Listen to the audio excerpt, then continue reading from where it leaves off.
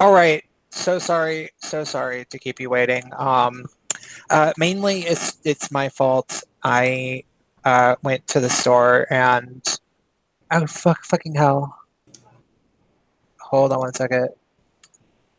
I have a window open. Stop.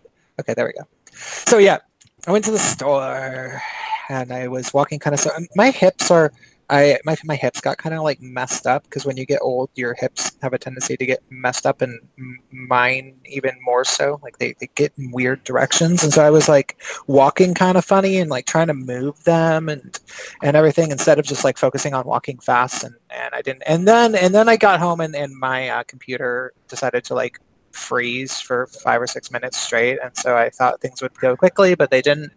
Um, so whatever. Here we are.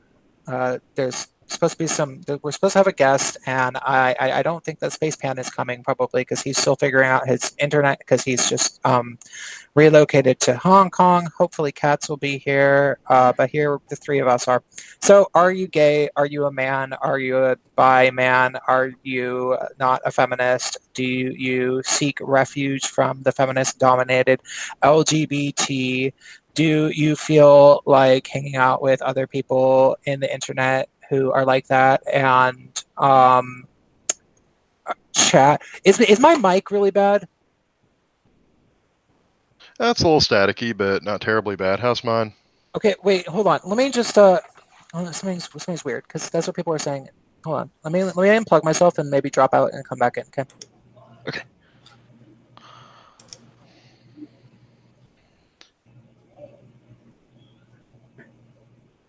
Do I sound better? Oh yeah, Yep. much better. Okay. So it was a thing. It was a thing. So uh I didn't really have any like grand thing to say about gay men at the moment. I haven't really actually been thinking about gay men in specific this this past week. Well, except for I did have a really long stream with my friend who I actually know in person from San Francisco, who I used to hang out with, like in the gay world, who ended up coming to a very sort of similar conclusion about all of the weird people. It wasn't so much just feminists, but it was politics in general. But then once I started talking to him about feminists, he saw exactly what I was talking about. And he's like, "Oh, you're right. It is really a thing." So we were talking for a long time, and he's actually going to come on the show next week. But he's going. He has things. But what I was thinking about today, and this will be my little intro, and then I'm going to mute myself and start eating the food that I didn't have time to eat. Um, I was just thinking about all this like weird identity politics stuff because like okay, so the Democrats are just they're terrified for the midterms because they know that they're not going to gain any ground if everything goes as it is because the best that they got is Cortez. Like the best they got is that Alexandria Cortez woman who man, like it's like okay, well she's kind of cute, I guess, and she seems kind of nice and she's young and she has the identity politics in her favor. Uh okay, can that win elections anymore? Okay, first of all, we're starting to like learn that the answer is likely not on a national like not enough for the Democrats to actually take control of our nation back. Um, I don't think it is. And then she made the biggest blunder in the world over the past 24 hours. Like she couldn't have fumbled the ball even harder than she possibly did, which was if you guys have, I'm sure The you guys have. Shapiro thing? Yeah, it's beautiful. It's beautiful. Ben Shapiro, being the gangster that he is, decided to offer to donate $10,000 if she would have a debate with him. I believe about economics. It could have been about a number of things. It could be about literally anything. Like he could be debating her specialty, like the thing that like whatever she got famous for talking about in the Bronx, he could probably out debate her about the Bronx just because he's Ben Shapiro and she's some stupid intersectional bitch. And like she didn't get back to him for like 24 hours. And so, of course, everybody was like tweeting at her, being like, why don't she answer Ben Shapiro? Why don't she answer? And so her response wasn't just to say, well, Ben Shapiro's mean. I'm not interested in talking to him, which is what she should have done. She had to try to play a victim and say that it was similar to catcalling and that it like he's not entitled to her time and yeah, which is just like, okay, there goes all your credibility as a politician. Like that is the stupidest. Like you didn't have to say that. Like you, uh, and she's thinking in her head, like she's like, yeah, they've been writing about me on Jezebel. People are gonna love it, because Jezebel and catcalling and it's like, girl, no, it didn't. That shit doesn't work. So I don't know. I was just thinking, um, it's just so amazing how racist the Democrats are, how sexist and racist, and because it's just seems just so painfully obvious. Like I kind of started my slow treatment of the cancer within me because I was a lifelong Democrat a few years ago, and it I started, chipping away at it and chipping away at it. And there was a big, surgery, but then there was all the chemo and all of the, and now it's getting to the point where it's like, okay, the cancer cell levels are down within me. I'm pretty, and I can actually like examine, like maybe we put all of the cancer cells into a gigantic jar and I can look at it and be like, whoa, that's how horrible these people are, and they're just so incredibly racist and so incredibly sexist. And I realize it's really really simple, and I've said that, like, people have said this a million times before, but I just want to remind everybody: at the end of the Bush years, 2008, nobody was talking about racism. Nobody, literally nobody. Like, people would make racist jokes to be edge lords, but nobody really cared about it because people were the general attitude in America was that, like, we were kind of past racism and nobody cared. And then that was reflected in the 2008 election. Like, it was due to, like, after 8 years of Bush, who, like, I don't know, a lot of his supporters probably totally really were racist, maybe even more than Trump supporters, because it was a different period. That was, back when people were less able to communicate with each other. We didn't really have social media during the Bush years. And but even still, by the end of Bush, people were not racist enough to put a black guy into the Oval Office, and nobody was talking about race. After 8 years of this black Democrat being in office, things like now people only ever talk about race, people only ever talk about sexism, blah, blah, blah, blah, blah. You would think that the black president would advance a nation towards some sort of a post race um, mentality, some sort of a post-race state of being as a nation. But due to how fucking racist the party that he ran with is, they managed to set us back that far. Like, think about just how racist the people that the black president was with must be if they were to set us back as far as they are. And it's not even necessarily about Obama. It's about, like, the company that he keeps and the administration around him and, like, what they bring up in order to manipulate. It's like somehow the Republicans, so at least under the Republicans, the national consciousness changed, and then the Democrats just fucked it up so royally with the biggest blue chip in their fucking pocket, which was Obama. Like, getting a black president into office, they could have done so much, and they fucked it up so royally because these people must be so fucking racist. And that's where we are. And I'm gonna eat my salad. That doesn't really have to do with gay guys, but whatever.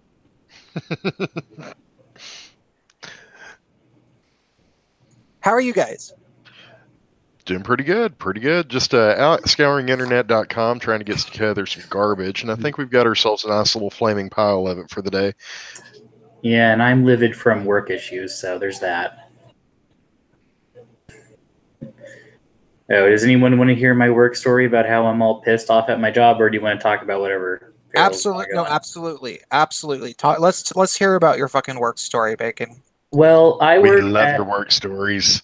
I work at a youth group in and around San Francisco. I'm not going to say which one because there's only like 4 in the whole area.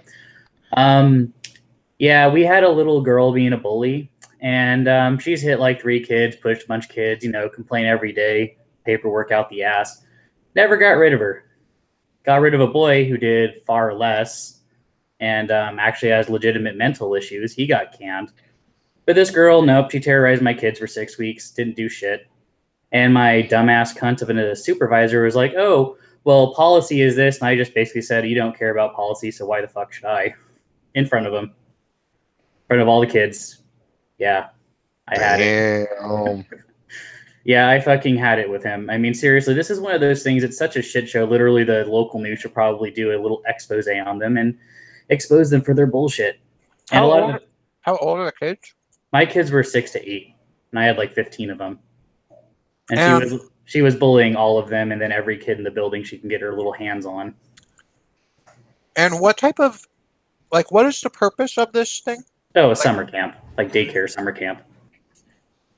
And you think she gets away with it because of sexism? Yeah, or because, well, I wouldn't say it's because she is black, because the kid they kicked out was also black. Yeah, the one they actually did do something about. So, do you think it may also have to do, is there a possibility that they're scared of her parents or something? No, the guy, the boy's parents actually would have been richer and maybe had more influence than the girl's parents. I have no idea other than possibly my boss's own incompetence. Or my supervisor's own incompetence. Sorry, my actual boss, she knows what she's doing. The guy that was taking her place for 2 weeks doesn't. And is our assistant permanently, former assistant. I got out of that job. I didn't renew my contract. So how did she, tell us the stories about the hitting the kids? Well, this one girl, we were playing tag and she got tagged, so she turned around and punched a kid in the head.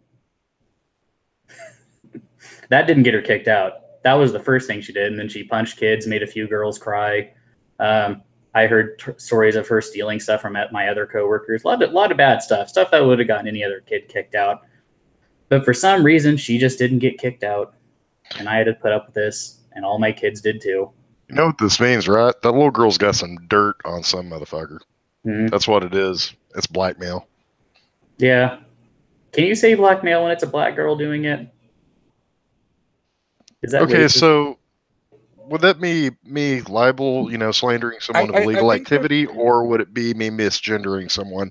I'm so confused. I think that the politically correct term would be voodoo mail. Voodoo? Yeah, voodoo mail. Voodoo's a fun religion for the whole family, including the dead members, so I'm down with that. I like that sound of that too. But anyways, yeah, I just got so much bullshit from that, and I'm livid about it, having to put up with that shit for weeks and then getting lectures about policy that no one's following. I had it.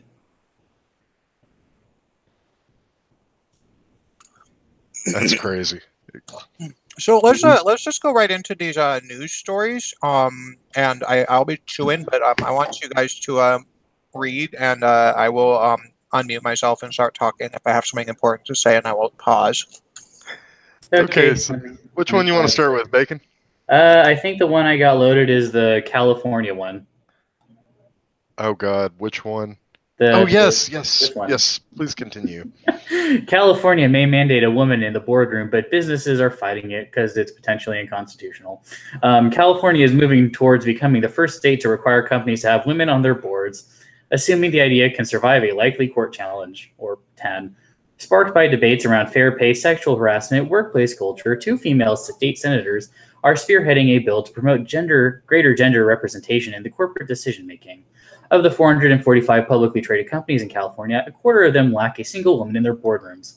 Senate Bill 826, which won Senate approval with only Democratic votes, not surprising, and has until the end of August to clear the Assembly, would require publicly held companies headquartered in California to have at least one woman on their board of directors by the end of next year. By 2021, companies with boards of 5 directors must have at least 2 women, and companies with 6 boards must have at least 3. Firms failing to comply would face a fine. I can smell that equality, y'all. Okay, I want to know, is this article presenting it like it's a cool thing? This article is probably presenting it as a cool thing. They're trying to be neutral, but it's fairly obvious they're not. Yeah, it's hard to tell sometimes. Yeah, this site prides themselves on being nonprofit and nonpartisan, but they're very much center. They're very center left and a little bit more left than I would be comfortable with, but they try to do good work, which is better than most stuff these days. Well, I'll give them. There is times in which, you know, the editor and the writers butt a little bit of heads in terms of how much they're going to editorialize. Like, maybe the editor wants it to be treated like it's a good thing, and the writer doesn't really think it's a good thing or something. I remember this like odd article in Seattle about some like big crackdown. It was supposed to, okay, so Seattle is this like puritanical feminist city in a lot of ways, and there was a crackdown of various different, like, I guess they were like spas or something where they had massages, and there was like veritable prostitution going on. Like, women were getting paid to give hand jobs to guys. Oh my God, fucking stop the city. You better put an end to it. Oh my fucking God. You know what I mean? Like, who cares? Like, who actually cares? And they did some like sting into it and had undercover police busting up on these women, and some feminist leaning paper wrote about it like it was this great thing. And it's like, okay, but you understand that the women who are doing that, they don't want to be doing that. That's how they make their living because they have to. Like, it's not like they're like being exploited by some pimp or something. It's no, like when it's massage spa women, that's like how they fucking get by. They probably have kids, you know? So sorry, that was a tangent. Let's go keep reading this. Anyways, the later parts of this article just gets into statistics, so let's just read the what the Chamber of Commerce had to say about this. Well, after we get past the happy-go-lucky horseshit from the state senators, gender diversity brings a variety of perspectives to the table that can help foster new and innovative ideas, said Democratic Senator Hannah Beth Jackson. Oh, that sounds pretty redneck. Sorry, Farrell. Who is sponsoring the bill with Senate President Pro Tem Tony Atkins of San Diego. It's not only the right thing to do, it's good for the company's bottom line. Yet critics of the bill say it violates the federal and state constitutions. Business associations say the rule would require companies to discriminate against men wanting to serve on boards, as well as conflict with corporate law that says the internal affairs of a corporation should be governed by state law in which it is incorporated. This bill would apply to companies headquartered in California. Jennifer Barrera, Senior Vice President of Policy at the California Chamber of Commerce, argued against the bill and said it only focuses on one aspect of diversity by singling out gender. This woman has internalized misogyny. Please get her to a nunnery. Yes, I did just channel Shakespeare. Nice. No, they're probably pissed because, you know, the whole, you know, social justice and nothing is ever good enough syndrome. Oh, well, you have women in there. Oh, that's great. How come they're not overweight and like black and Latino and Chinese and in a wheelchair and all that kind of stuff? Some things are just never good enough for some folks.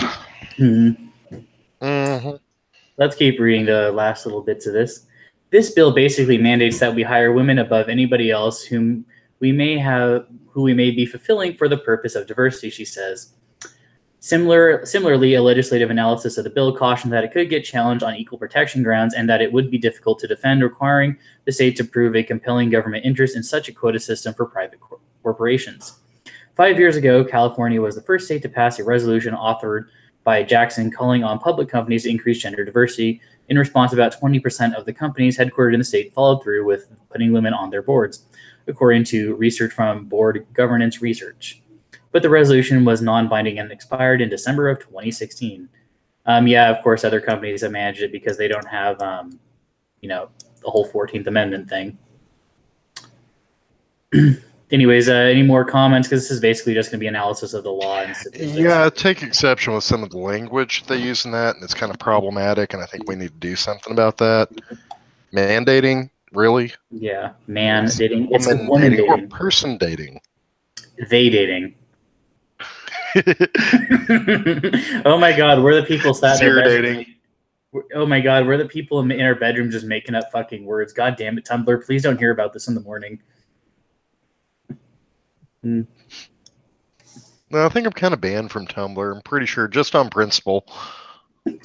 Yeah, I don't even think I can stand that much radiation. Oh, UK skin, you were devious. Devious. What he's saying, Prince, is there's an easy fix for this.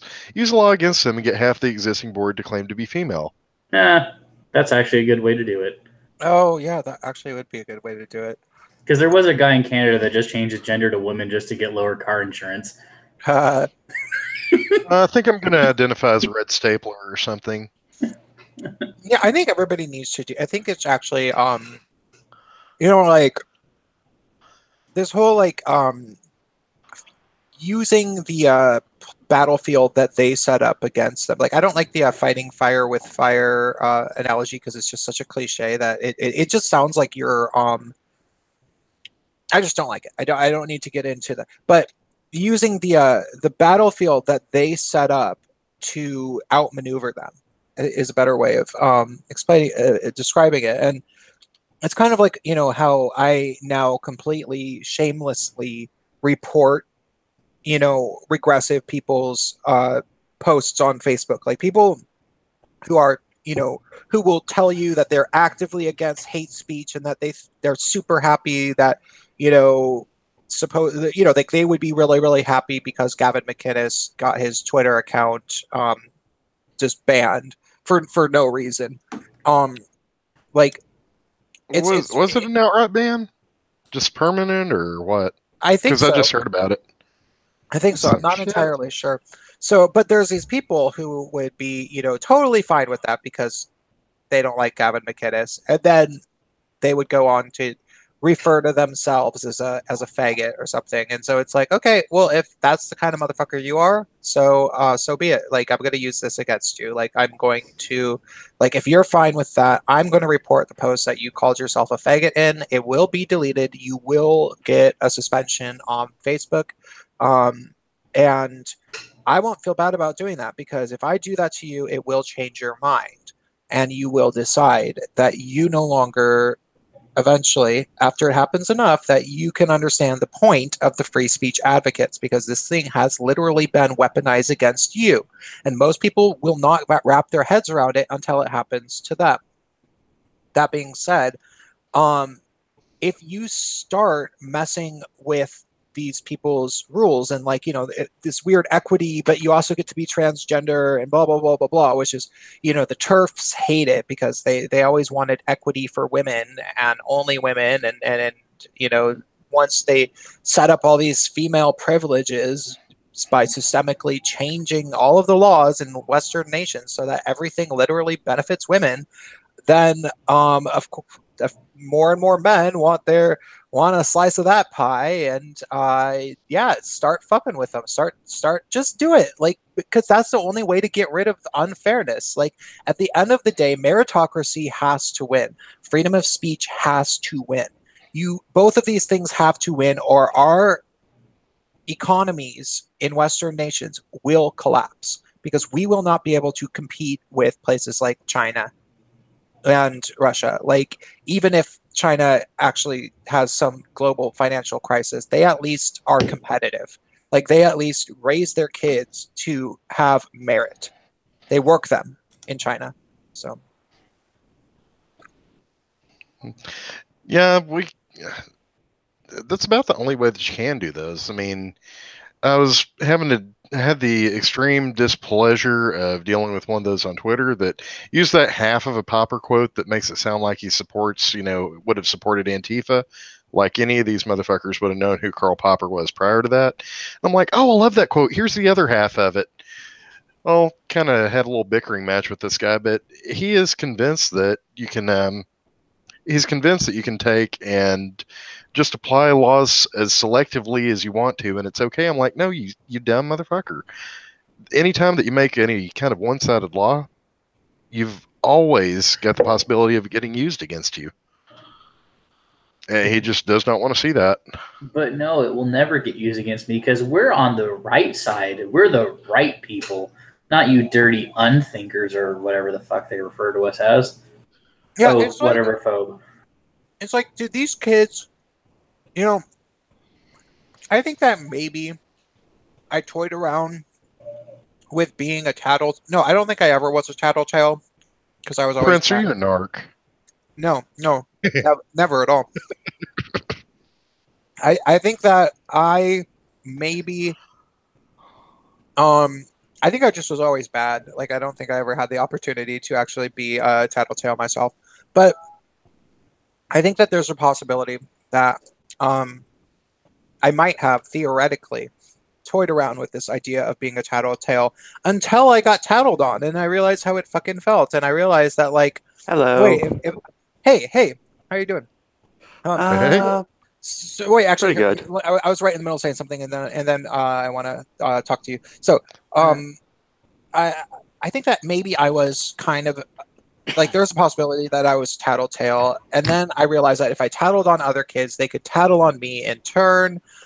So lawlessness was the only way to go as a small child, and I like that was just the mentality that I had, and I was never afraid of lawlessness because I always was able to get along with the other boys to a certain degree. Like even at middle school, I was able to like I went to an 80% black middle school and I was able to impress the black kids by being funny and getting in one or two fights with kids that I knew I could beat up like that talk shit to me anyway and you know I was like okay well I'll a black kid will watch me beat you up and you want to fight me so let's do this because he will tell the whole fucking school that I beat you up and so it was fine to live with lawlessness for me and eventually um you know that was sort of my mentality but I guess that there's probably kids who their only reality like with all these anti-bullying programs and just sort of they've never had any sort of lawlessness like they've never dealt with you know like having to actually deal with their peers and they've always had authorities there they've always had the authorities to kind of rescue them if anything got really really bad and they literally never did anything that upset the authorities. They were always able to get by pointing fingers at other kids to get other kids in trouble and never had another kid do that to them in some really, really bad way to the point where they started questioning the whole thing and they just don't understand anything else. Like all they know is being a good kid and turning other kids in. Like they just never have experienced it. And I don't know how you get somebody who's actually lived their whole lives out of that is my point. So, hi, Jewish Bi Guy. How are you doing? I heard it was your birthday last week. I'm doing okay. My boyfriend and I, well, he's now my ex. We split. Oh, Oh, I'm sorry. You know, how long were you dating for? since October. Oh, wow, that's a while. Yeah, but we realized because there's a lack of communication going on. It was like we couldn't quite figure out how to communicate with each other. And then Uh-huh. there were some days that we just didn't talk to each other. Period. And there were Sounds days where heavenly. he would send me a text saying, "Hey," and then there'd be when I wouldn't respond. And then there'd be days where I would just do that to him, and he wouldn't respond. Now, how old's this guy? He's 24, and I'm 23 now. Okay. So very similar age. Well, Yeah. I'm sorry to hear that. It was probably harder on him than it was me, to be honest. It was like he was the first guy I've fallen in love with, like an actual fall in love with. Oh, No. But other than that, I am doing pretty good. Well, so that's good to hear.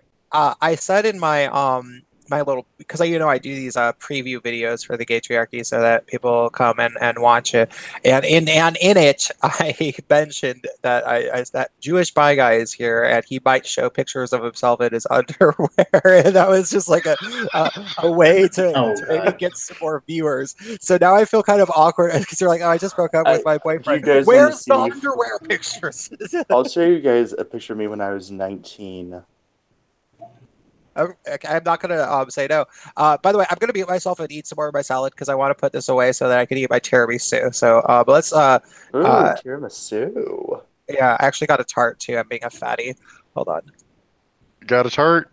Yeah, they're called sluts now. I was gonna say, I mean, that's kind of redundant. You're surrounded by them in here.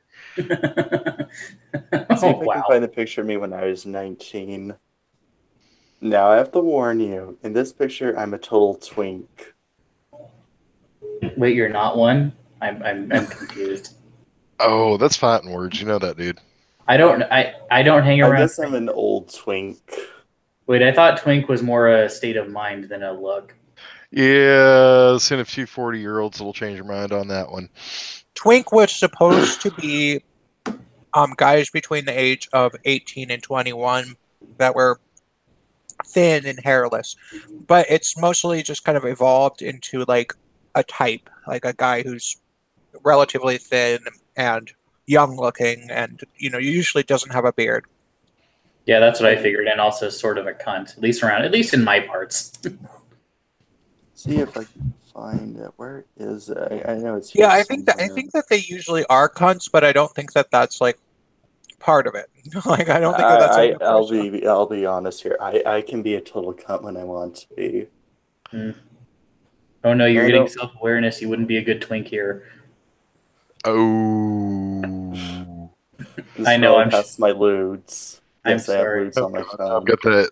Now I've Don't got we that "You Are all? a Cunt" song stuck in my head. That's great. Anyways, you want to move on to the lesbian chef revolutionizing how we're going to eat while we're waiting? I think you just said the best part of that. Yeah, I was doing my normal thing, which is trolling internet.com, looking for some flaming dumpster fires, right? And I found this article, and and I don't even know what's in the article because I've never really made it past the headline on this. The lesbian chef revolutionizing how people eat. Do you want to read this one? Well, I'm right now. My mind's just like dive in, boys, but I don't think that's it. I don't think you want to go in head first into some muff. No. Getting closer. I'm getting closer to it somewhere. Okay, you want me to read this one since you did the last one? Yep. Okay, take a second. Los Angeles chef Nikki Nakayama is a rarity, a lesbian who excels in traditional Japanese culinary art forms typically dominated by men, much like Japanese food is typically dominated by fish. Growing up, I always knew I was different, Nakayama recalls. I often felt ashamed because present yourself to everybody. Oh, yes. How do I do that? No, what's his not catch Bacon. Yeah, the other guy. Bacon, you need to present yourself to everybody, and then we can see the article, or you can I'm screen. already doing that. I'm already doing that. No, but you're not presenting to everybody. Oh, sorry. I don't think. Are you being stingy, Bacon? There you go. There you go. Okay. Okay. Growing up, I always knew I was different, Nakayama recalls. Often felt ashamed because I was different, in a way society frowned upon. If being gay impacted me as a chef, it would have to be that it drove me to try my best to succeed. I always felt that, though I cannot change what I am, I can decide who I become. As part of her culinary training, Nakayama took a 3-year working tour of Japan, immersing in the country's traditional and cutting-edge cuisine. Her first restaurant, which opened in 2000, was the all-female run Azami Sushi Cafe in LA. The stigma around women making sushi, Nakayama told Los Angeles Magazine in 2017, is remarkable. Azami was heralded by Zagat and the Los Angeles Times, but closed during the recession. Her second restaurant, Inaka, served gourmet Japanese takeout by day and transformed into an 8-course chef's table by night. Okay, let's hold on for a second. Stigma around What? women making sushi? Can anyone please? Because I'm Oh, completely yeah, lost. yeah. Actually, hold on. I can talk about that a little bit. So, Please. sushi is one of the most disciplined culinary art forms, and it has like so. I've studied Japanese stuff. I studied Japanese language.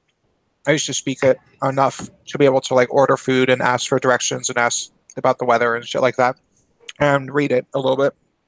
And I've been to Japan, and I have Japanese relatives. And the thing about and I studied kendo and few other kind of like Japanese martial arts. I studied aikido, which is stupid, but kendo is actually Oh God, don't get me going. aikido is dumb. Like they never take aikido for any reason. It was invented in like the 1950s or 1960s, and it's like it was invented by some fucking like hippie ass Japanese person that like So I didn't. have a Ancient black belt. history. I have a black belt in jujitsu. We call it how not to hurt people. Yeah, it's dumb. It's like this is how like people who don't fight pretend to fight so that like you can like it took off with like the kids of white women who don't actually like fighting is like what that's the only reason that Aikido exists is because of the market for it. Oh, Um, found it. oh, cool. Send it to me on We've got Twitter or loot. something. Um, but so I've studied a lot. Okay, but kendo is like traditional Japanese sword fighting, and it's fucking hardcore. Like kendo is the most brutal. Well, at least my instructor. Um, it was the most brutal class of any type that I've ever taken. And I when I was a kid, I had parents that were like obsessed with putting me into extracurricular activities, and so I took probably like 30 or 40 different things by the time I was in high school. And kendo was the hardest by far. Like it was totally like that's the thing. That's the sword fighting with the bars on your face, where you have the helmet that has bars on your face, and you just get hit right in the face, and it looks Dude, like this sounds bitchin'. It is fun. well, it looks like that mask with the bars that they hit you with the wooden sword that it's going to protect you, but it actually doesn't entirely. Like you get fucked up like you and you're like I was like 13 and there's like full grown men in my class and they make you fight against the men, and it's part of the class that nobody holds back on each other and they just beat the crap out of you with the fucking wooden sword. It's bamboo. And like the men are like way taller than me, so they're not hitting me like right in the bar part. They're hitting me on the top of my head, and it's basically just like a fucking belt, like like the black belt, like that type of fabric is what's basically on top. Like it's barely thicker than that. So that was a little bit of a tangent, but you start to get a sense of just how strict the standards for being good at something are in Japan, and the standards for sushi is probably higher than any other Japanese cuisine. I mean, like it's actually really a laborious task to make ramen, but I think that the thing about sushi is that you have to do every cut right. Like you have to get the exact right piece of fish and cut it the exact right way, like the exact right thickness, and you have to cut it at the right angle because if you don't, it can be harder to chew, and you have to ball the rice up in the exact like there's all these like weird little technicalities, and in order to become a proper trained sushi master it's supposed to take about 9 years, and it's something like 3 years on the rice alone in order to actually become trained.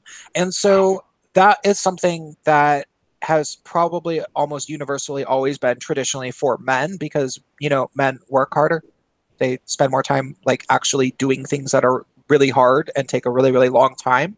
So if you imagine sushi immigrant restaurants, like not even in Japan, um, like I just imagine that the American chefs are like, okay, well, what business does a woman actually have opening up a restaurant? Is she actually good? She better be, is probably what they're thinking to themselves. Like I can imagine that.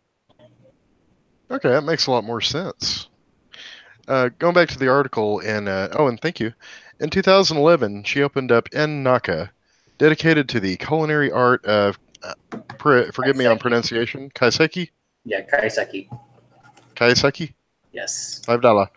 It's considered one of the top restaurants in LA thanks to universally glowing reviews and Nakayama's appearance on Netflix's Chef's Table. Reservations book up 3 months in advance with dinners from around the country.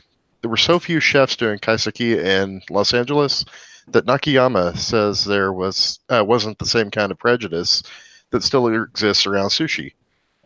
Kaiseki reflects the cyclical rhythms of the earth, focusing on fresh, seasonal, local ingredients in their natural, unprocessed states. Wow, that sounds really hipstery. It does. Yeah. At least it's not gastronomic or whatever the thing is where they turn all the food into foam. Molecular gastronomy? Yes, that bullshit. I am terrified of that hitting here in the South. I mean, we deep fry Twinkies for fuck's sake.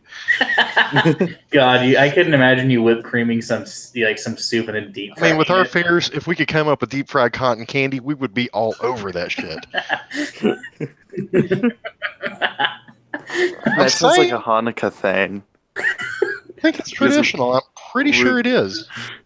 Is the thing we do during Hanukkah is we like to fry food. That's our thing. We like to fry food. Yeah, we get along just fine. Because it's cold during Hanukkah. Okay, Everybody loves Hanukkah for some fucking reason, but I don't know why. Because it's right by Christmas and it's on winter break, and so it's the only fucking holiday that Gentiles know about or whatever. Yeah.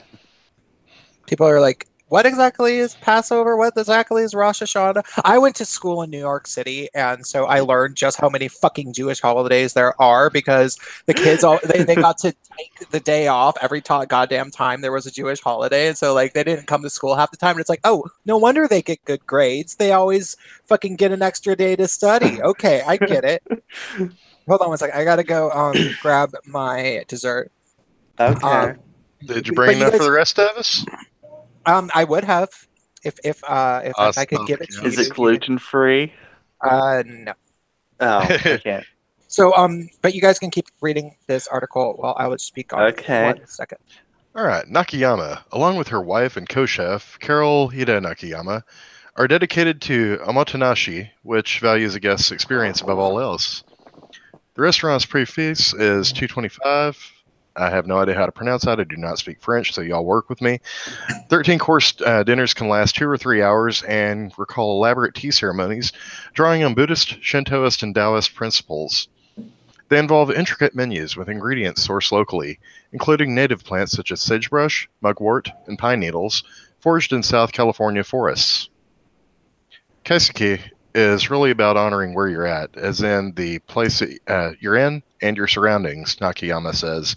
Initially, we brought in a lot of the ingredients from Japan, but as time wore on, I thought, I'm just trying to be kaiseki by bringing Japanese ingredients, but it's not really kaiseki, if I wanted to be philosophical about it. So she thought, what could be the best way to represent California while still maintaining all the ideas of kaiseki and keep them in their most traditional sense? All of this is at the heart of En Naka. Okay, now where's the politics at, or is this just a food review? I think this is just a food review. Really, the only reason that this came up was the headline was the headline of the article. Just I could not help myself. Well, chat, now that we've made you all hungry, can we get to some lewds? Yeah. Shall we move on to the next garbage? Okay. When Prince gets back and yells at me, we'll get to the next bit of garbage. So, man who cried homophobia after being kicked out of the pool has history of making such accusations. Oh no, tell him the first one first. No. No. Go with the original article. Which one was that? Why he said he was thrown out of the pool. This should Wait, be is this good. the guy that was doing yoga naked in Planet Fitness? Because I don't think you said No, the that's a original. different one. That's a different one. No, this is one that was wearing the. Wait. There's a guy doing naked yoga plant fitness. What is Yeah, he you don't like? want to. You don't want to see. Trust me, Farrell's second law applies here. A person's willingness to show it all off in public is inversely proportional to everybody else's willingness to see it. It does apply here. I Was look he at that and I'm hot? like, no, I think I would rather Oh. bang Anita Sarkeesian. Ew. Yeah, actually, I kind of think it was Anita Gross. Sarkeesian. Ew. Or Marilyn Manson. Yeah. Okay, Actually, here's Marilyn the Manson would have original. thought that was nasty. Yeah. All right. So, man kicked out of Vegas for being a gay man wearing a swimsuit that was a little too gay. Yeah, this is the first take of the story. This is a two-parter. Hmm. So, who wants this one? I guess I'll take it. Okay, I'll take next. I'd fuck him. And trust me, Yeah. you don't want you don't want to put it nowhere near that. He's a crazy ass JW, and it's Oh, all no, no spoilers, no spoilers. Okay. But yes, I mean, I'd stick my dick in crazy. I'm kind of having a dry spell, but that's just me. The Encore Beach Club at Wynn Hotel kicked out Chris Donahoe out of his of its pool for wearing a Mr. Trunk swimsuit, which the hotel manager claimed was not in integrity with the brand of the pool party.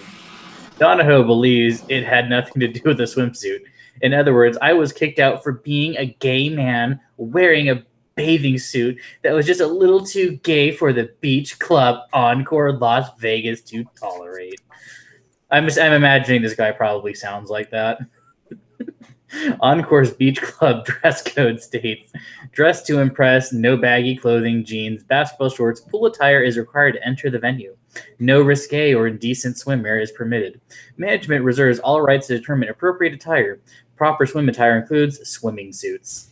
Okay, I mean, I'm just thinking to myself, what do you get? Like, what can you wear? Like, because that sounds like literally everything could get you kicked out from the. apparently swimming suits, as opposed to swimming slacks and swimming khakis, you got to have the toupee, all that kind of stuff. Suitable jacket. That's how that works, ain't it? I'm pretty sure. Again, the video picture's kind of cute. Yeah, I would fuck him. Let's see. Wait, which one?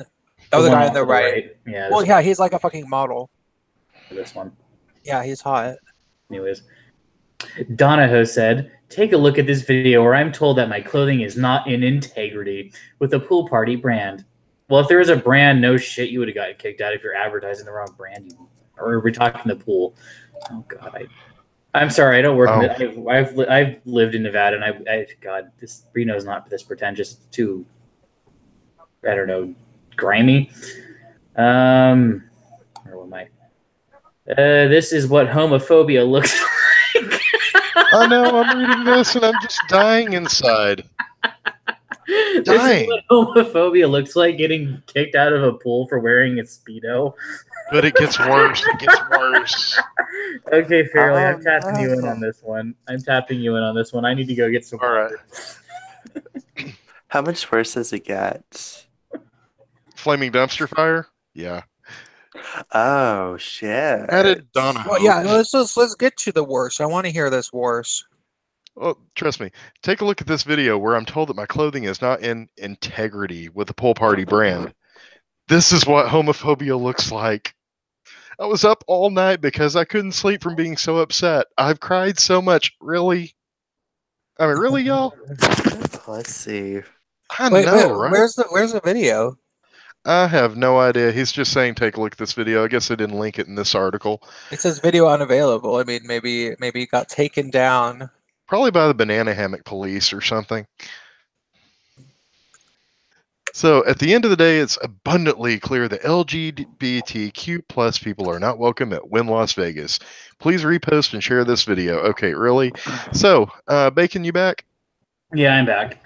Wonderful. Okay, let us switch to man who cried homophobia after being kicked out of pool has history of making such accusations. Oh. No spoilers in this headline.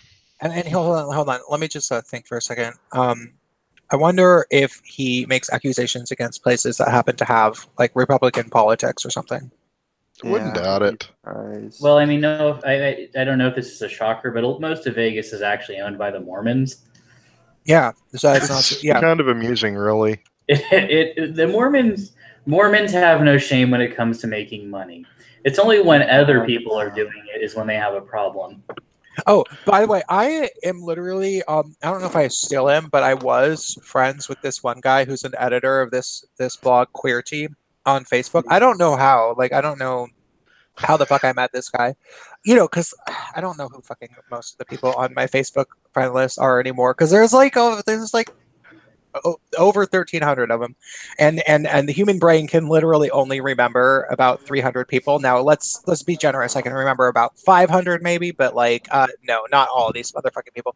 I don't know how I met this guy, but the guy who's the editor of this blog Queer Tea, I don't know if he's the only editor or if he's just one of several. He is like the most fucking moronic.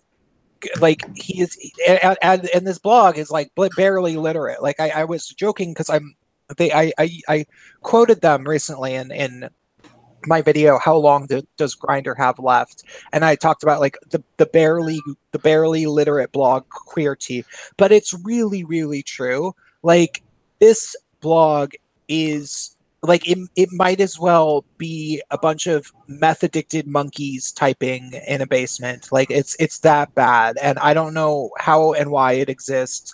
Like the guy you know, like he's the type of guy where if you disagree with him on the internet, he puts a gif of, you know, like Nicki Minaj going, "Oh hell no," and that's his answer. You know, and it's like you're supposed to be a writer. People pay you for Well, this. see, QWERTY does have its charm. I mean, for example, they use very small words and lots of pictures. I'm down with that. Yeah. Yeah, I've read Queerty. It's basically a long string of tweets put together and called an article. But let's keep going. Let's keep going. Okay, so other take on the story. Chris Donahoe caused a bit of a shitstorm this week when he took to social media to claim that he was the target of anti-gay discrimination at the hands of a evil homophobic hotel manager in Las Vegas. But is he really the victim he claims to be? It all started with Donahoe was kicked out of the pool at the Wynn Las Vegas for violating its no speedo policy. I was kicked out for being a gay man wearing a bathing suit that was just a little too gay for the beach club encore in Las Vegas to tolerate, he wrote on Facebook. Donahoe went on to say he was up all night because I couldn't sleep from being so upset and that he has cried so much as a result of the treatment he has received. You mean you pussy. fucking bought some blow and were like, "Oh my god, this is gonna be awesome. I'm gonna make such a spectacle out of this," and he's doing lines with his friends. Yeah, and it turned out to be filtered up. The thing that really upsets me about this is that there were women with their titties out everywhere, he said, but as soon as a man shows up looking gay as fuck, they're told, no, you don't belong here.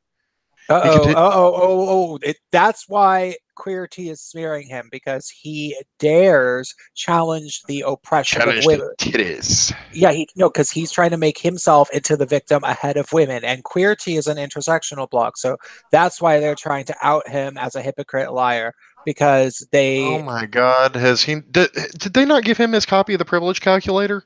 yeah, Mm. he missed the memo that he is not allowed to have concerns. I mean, he would be allowed to have concerns as a gay man, but he does not get to bring women up. He is not allowed to do that.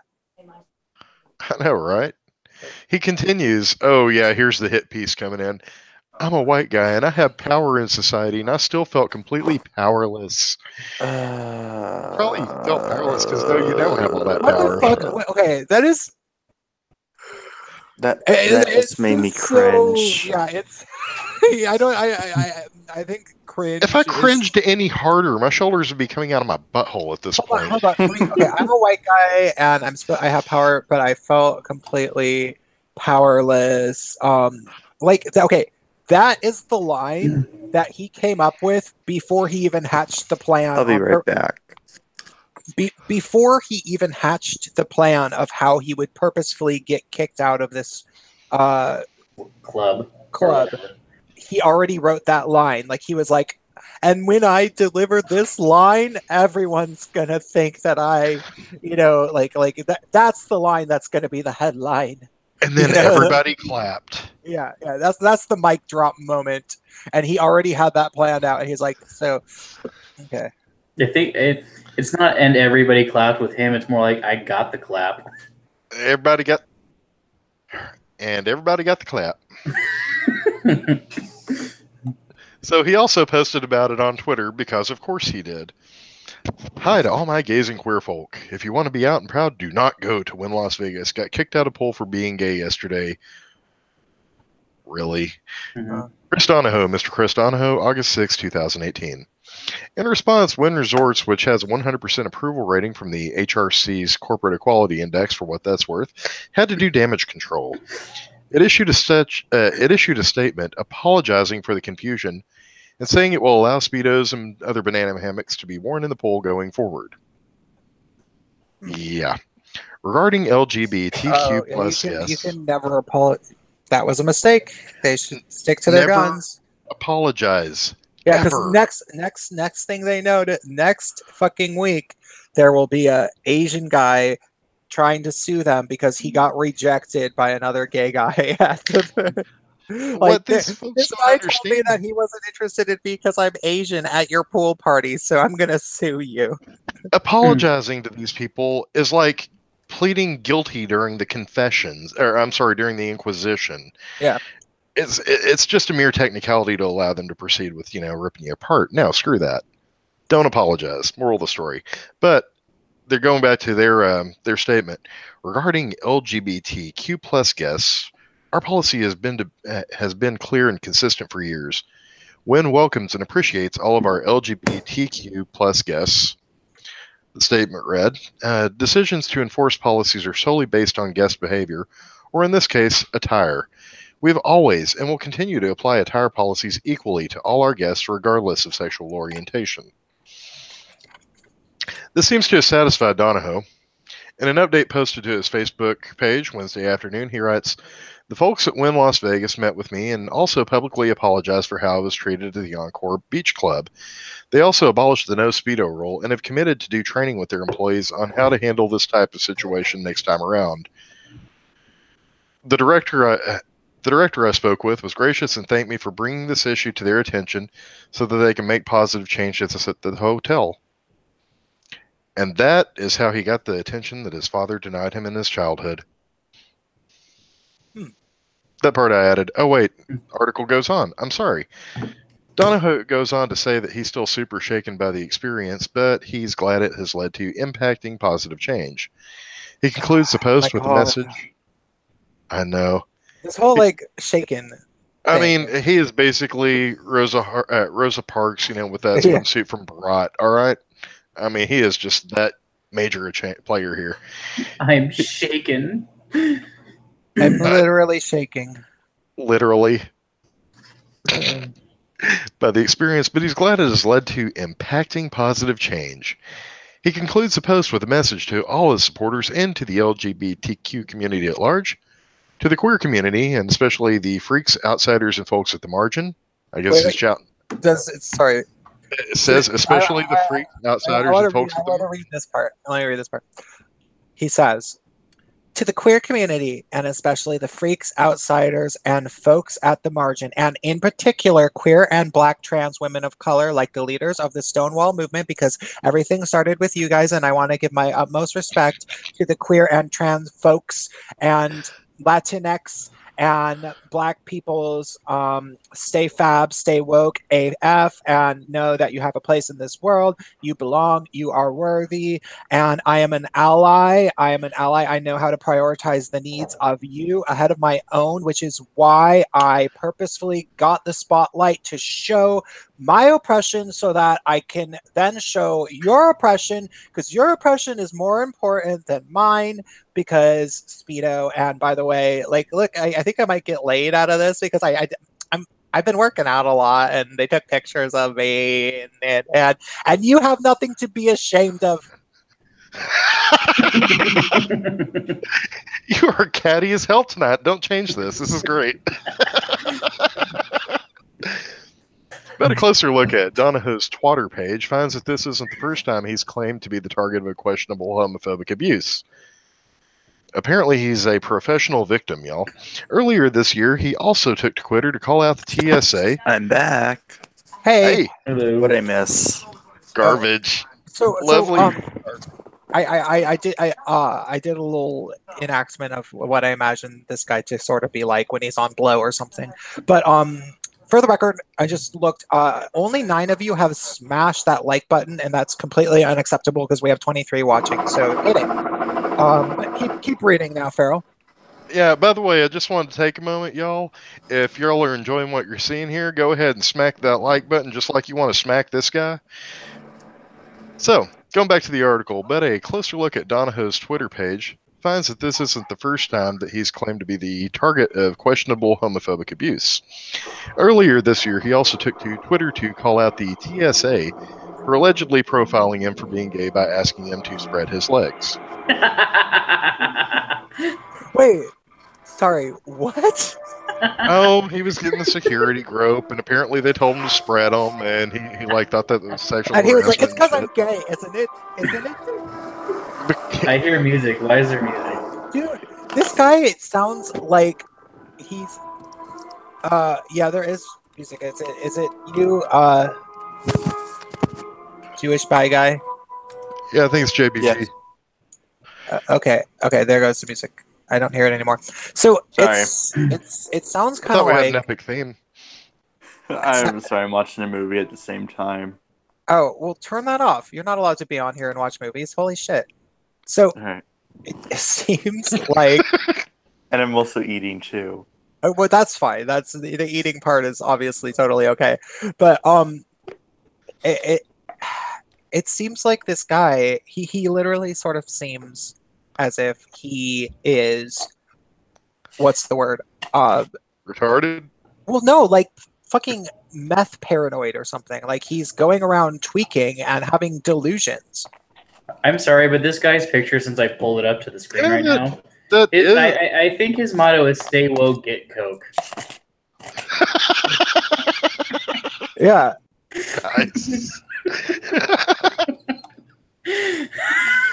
Well, no, I mean, I'm thinking there is some element of paranoid personality disorder here, but I don't know. I'd have to know a bit more about this guy because it's kind of hard to tell. No, because I've known That was guys sarcasm.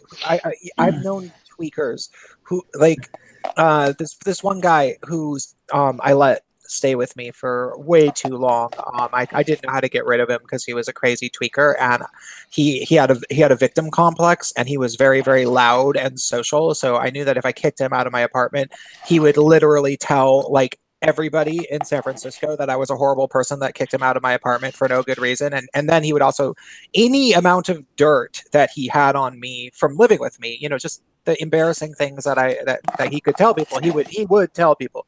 So he was a tweaker and he would say the most absurd paranoid things sometimes that it was like you would believe that he actually did believe it, but then you think about it for a second and you're like, wait, that's crazy. Like one time he was talking about how he was like, don't you hate it when you're on the bus and there's like Chinese people talking shit about you? And I'm like, you mean like in Chinese? And he's like, yeah. Like they're sitting there and they're just talking shit about you in Chinese. And it's like, you totally know that they're doing it, but they just keep doing it anyway. I'm like, no, I think that when people are talking in Chinese on the bus, I don't automatically think that they're talking about me. Like that's not something that goes through my head. Like what are they like pointing and laughing at you? Is that part of it? You know, but it's like, wait, no. I think that he legitimately just that was him being a fucking tweaker and being completely paranoid that like if there's some Chinese people having a conversation, if there's some Chinese people next to him on a bus having a conversation and they're intense, he is paranoid enough that they must be talking about him, and he legitimately believed it. So maybe there's something like that going on with this guy. Yeah, that makes sense because apparently, you know, getting told to spread your legs wider and wider is sexual harassment or whatever. Well, see, that's the thing. I mean, I just try to, look. I mean, is this just a one-time thing? Are you going to call me tomorrow? I mean, you got to know how to talk to TSA.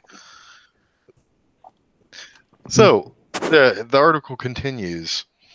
I was profiled and searched for being gay at TSA today at Houston Bush Airport at LAH. Spread your legs wider, wider. The agent repeated. So messed up. Left my laptop at security. I was so upset. No, he's probably upset because they didn't, insist on doing a body cavity search. Oh, okay. Oh, burn.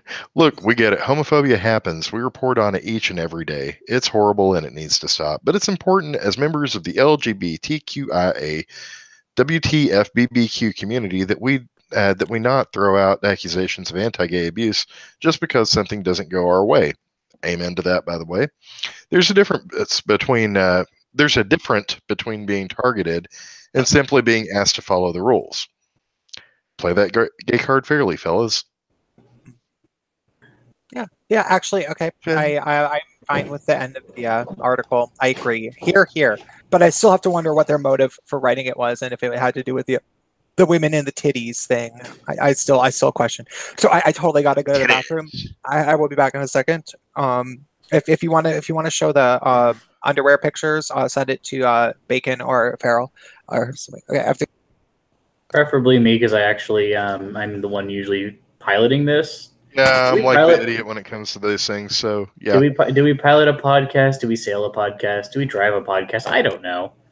Anyways, according to this guy, his motto is "Stay woke, get coke." Apparently, so. As for Queerty talking about this, I'm assuming it's so they don't have people overusing the gay card, and so when gays actually yell for shame at people, it actually has an effect. I'm assuming they're doing it so their shaming tactics have some effect, so they don't have some cokehead actually fucking it up for everybody. But that's just me. I think that's why they're doing damage control. And it only takes one. It only takes one potentially drug-addled person with mental issues. Who is having a lightning storm around them? Seriously, who the fuck is having a lightning storm? Not me. Not me. Okay, but going back to the article, let's go ahead and make this clear. There is a moral story to be learned, kids. Drugs are a route to nowhere. Granted, it is scenic as fuck, but... And that's it. And I don't know. Read a book. Who's this guy right here who with the painting on his face? Apparently some guy, this is in England, apparently some guy called him a faggot, so he dumped a bottle of glitter into his car. Oh, yeah, this is crazy. Farrell, do you want to go into this? Do I want to go into this? You make it sound like I'm some kind of shit talker. I was going to say whore, but whatever. Oh, hush. We all know. I'm not saying it's not true, but... All right, let me get the copy of the article up on my screen because I'm blind as hell. Well, how old are you, anyways? Me, old as hell, 40. Oh, They do make us that old. Now I'm trying to find this. Hey, what magazine was that in, or what blog, or whatever they all young people call it? Again, or normal trash fire. Own. It's Queerty, so just look through our DMs. That would be too simple. You and your highfalutin technology. Yeah, given I think it was the one that sent it to you. Ah, here we go. It was an all too familiar scene. A gay man was walking along, minding his own business when a car drove by and someone inside called out faggot. Because that literally happens all the time. Nick Hurley, 27, was headed home in Manchester, UK after a shopping trip. Specifically, a pre-Brighton Pride glitter shopping trip, the biodegradable kind. Wow, really? Humanity has come to this. I'm like Team Asteroid at this point, all right? Inside Hurley's bag were small tubes of the shiny specks, which are fun when handled with care, but a nightmare if spilled. Now, for anyone in the audience that is unaware of it, glitter, and I have to make this very clear, glitter is the herpes of the arts and crafts section. You will never get rid of glitter. You will find that shit. You'll go without any kind of flare-ups, and then all of a sudden, boom, all over the place, looking like a dang go-go dancer or something. So, as the Manchester Evening News reports, Hurley exacted sweet revenge when the car stopped at a traffic light. Through an open window, Hurley emptied a tube of glitter into the car, horrifying the two men inside before they sped away. He I'm shared just the gonna I'm just gonna ask. This is in the UK, so why didn't they yell haram and smack him or something? I have You, no idea. you figure the only people still outwardly homophobic in the UK are going to be, their, no offense, but their Muslim population. Yeah. I know, right? So he shared the story on Twitter where it quickly went viral. If you think it's okay to shout faggot at me out of your car window while you drive past, then I think it's okay for me to empty a tube of glitter through that window when you stop at traffic lights. Your casual homophobia has super gay consequences. Okay, first off, I'm going to take shit that never happened for 500, Alex. I mean, there's just this story is so convoluted and just absolutely ridiculous. I can't see someone just walking up to two people that, provided they actually did shout slurs. First off, are they going to be sitting there with their window open? Hell no, they're not, because people that do that are typically pussies. But are they really going to sit there when someone reaches in and dumps a bought tube of some unknown stuff into their car and they're going to be like horrified, oh no, it's glitter, and run off? No, they're going to get out and beat that guy's ass. Mm-hmm. There is so much bullshit with the story. Yeah, I'm not buying it. So he told men, what, like the porn site, men.com? Oh, yes. No. I love going there. My favorite series by them is called Ass Controller. Have you ever seen that series? Or some no, of the I am woefully behind. Oh my god, they are fucking hilarious. Jeez. Like there's one with in a moment of creative frenzy, I realized I had a bag full of glitter. I opened one tube and reached inside the window. I thought this might be a bad thing to do and launched the tube of glitter in the passenger window. The traffic lights changed and the guys in the car looked flummoxed, as if to say, did that really happen? I didn't expect the Twitter response that followed. I have had death threats, a glass bottle thrown at me, a brick thrown in my house. All these things have happened in Manchester. Oh my god, really? I'm just totally not buying this. All right. This guy's a pussy. Yeah, I'm gonna say, dude, what's the common factor here? In a follow-up tweet, he said, "So this went a bit crazy. I don't have anything to promote or sell. So while you're here, why not drop a donation to Stonewall UK? Text Stonewall to 7500 to donate 5 in Monopoly money. Pounds. Doctor Who money. Yes, Doctor Who money. I'm sorry. Oh, okay. Those fucking cunts need more money. They're sitting on like $5 million off their fucking own. We went over this in a show, didn't we? Boardroom looked like out of that scene out of The Desolation of Smog. We talked about that, or maybe that was on your stream. Oh yeah, that was on my stream. Yeah. Anyways, we talked about that already. They're already sitting on an epic fuck ton of cash. Yeah. So this guy, basically, are you guys guessing that he's trying to garner money for this big organization that's already losing public favor by kind of concocting some more discrimination shit? I think he's multitasking. I'm sure he's doing that to, justify this to himself, but I think really he's doing it for the attention. Okay. I think the story is completely fabricated. If you sit there and let it play out in your mind as he's describing it, it's real people do not act like that, not even remotely. Huh. Hurley uses sudden online exposure to urge people to donate to the Stonewall charity. Out of that terrible thing that happened, dubiously, something nice and positive has come out of it. People have been sharing screenshots of donations. Actually, yeah, I sent them a picture of $10. You can read more of his account in a blog post he wrote about the incident at Medium. Okay. Yeah, just still Stonewall UK. If there was ever a behemoth of an organization you shouldn't give money to, it's them. Followed by the Mormon Church and the Human Rights Campaign in the United States. Yeah, but this is also backed up by that bastion of creative, well-reasoned human thought that is called Medium. So, Yeah. Wait, is Medium a trash fire I should be following? Medium is not actually a blog. Medium is basically the YouTube of text blogs. I have a Medium account. So it is a good trash fire. Well, it's just anyone can upload. So it's not really any, like, there's a lot of really, really bad stuff, but there's actually good stuff on Medium. So yeah, it's mostly bad stuff though. It's mostly, because the thing is, one of the things that people forget about in YouTube land is that the leftists, and there are a massive amount of them.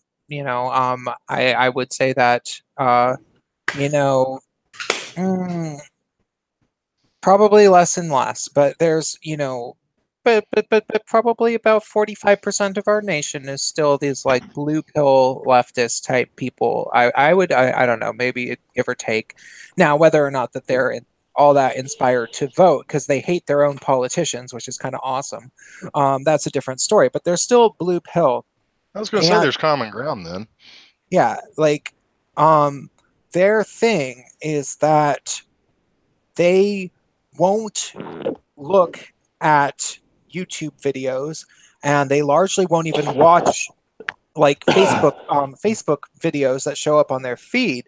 And I don't know if it's because they don't like maybe it's the audio that bugs them or something, or maybe they're largely looking at things when they're at work or whatever. But they will look at text blogs, and they forget that it's like if you are a non if you're at all red pilled, if you are at all red pilled, you're constantly watching videos and listening to audio.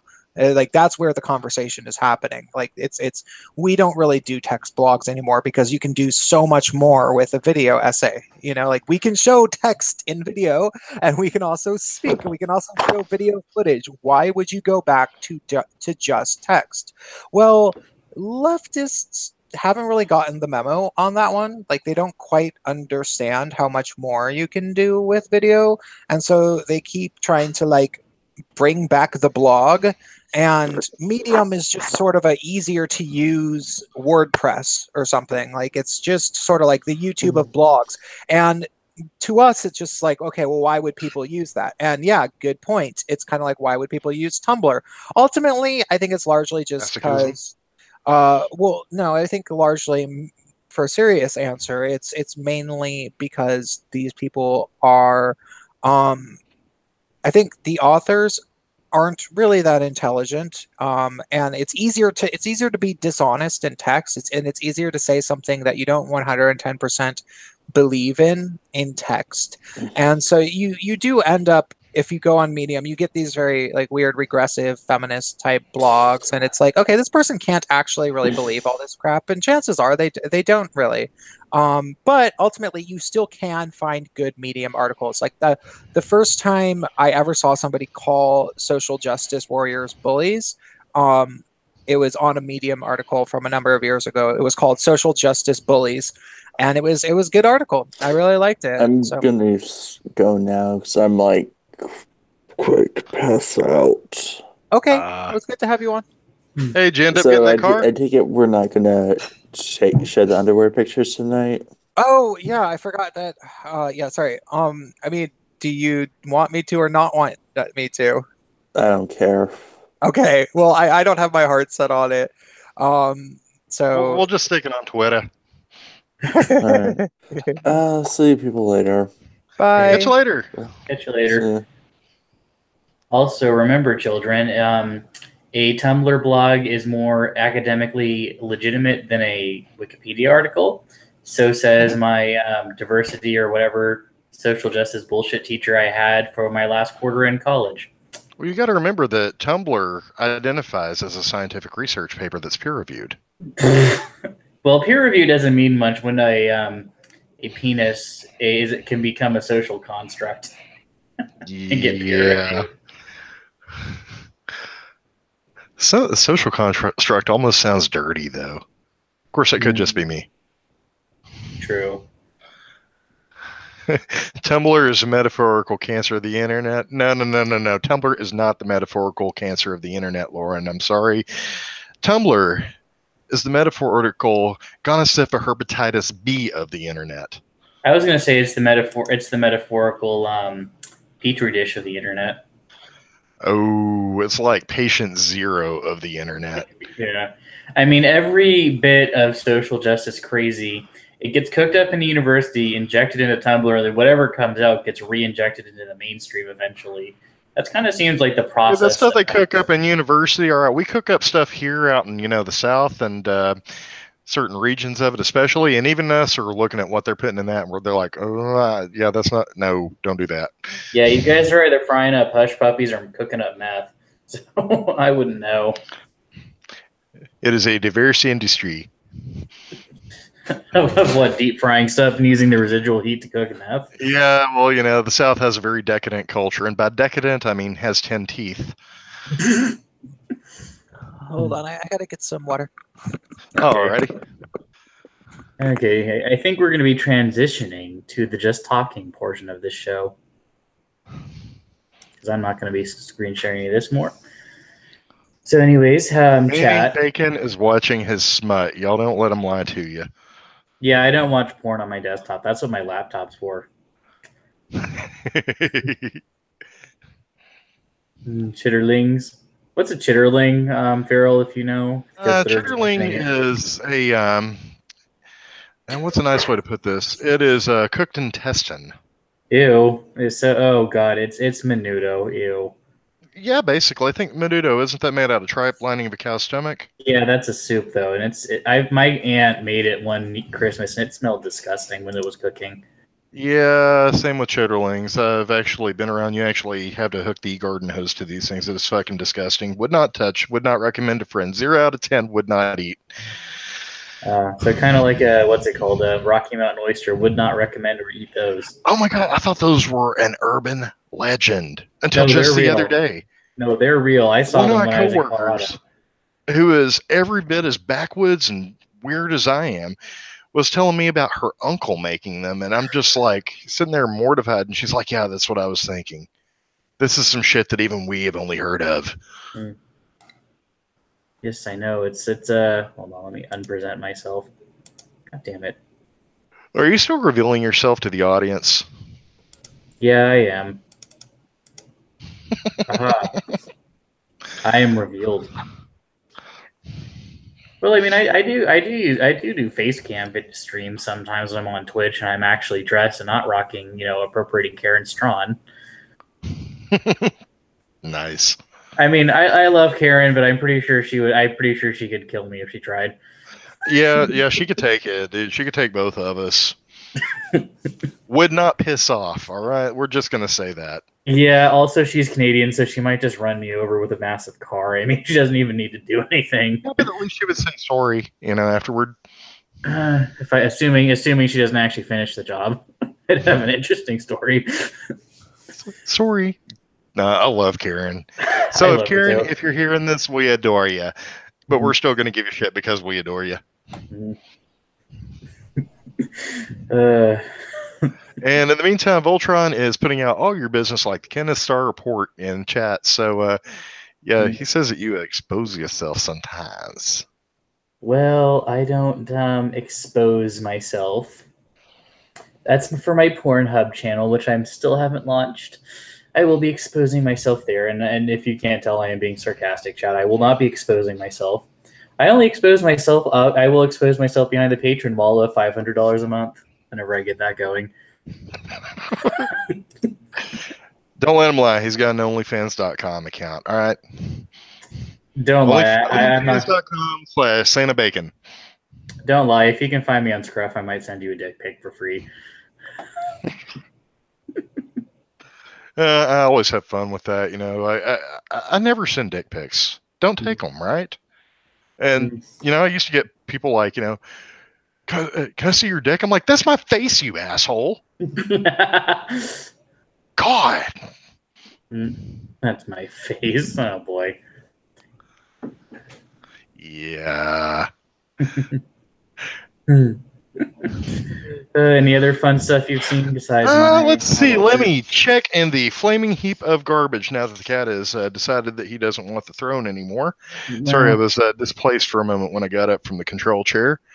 Well, I don't really want to go over more articles. I mean, do you have any other heaping dumpster fires we could throw in? Let's see. I'm looking. No, I mean, I wasn't going to read any articles, but I figure I could find something to bitch about in it. Yes, Lauren, I am delicious in both a intellectual and food sense. Actually, the food's better than me. We're just gonna go there. All right, I'm back. Sorry. Hey. Welcome Right. back. We've been promoting Bacon's OnlyFans.com site.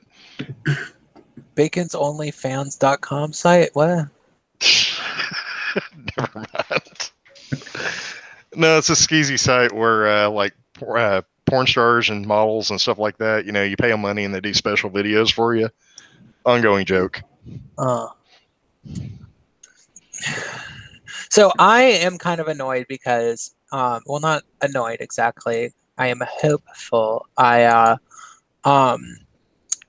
video that I made yesterday, I had to re-upload because not a community strike, but it was age restricted because I had shown some footage of violence at an Antifa protest, and they've been cracking down on that. So I had to age restrict it. But I was wondering why you re-released. Mm-hmm.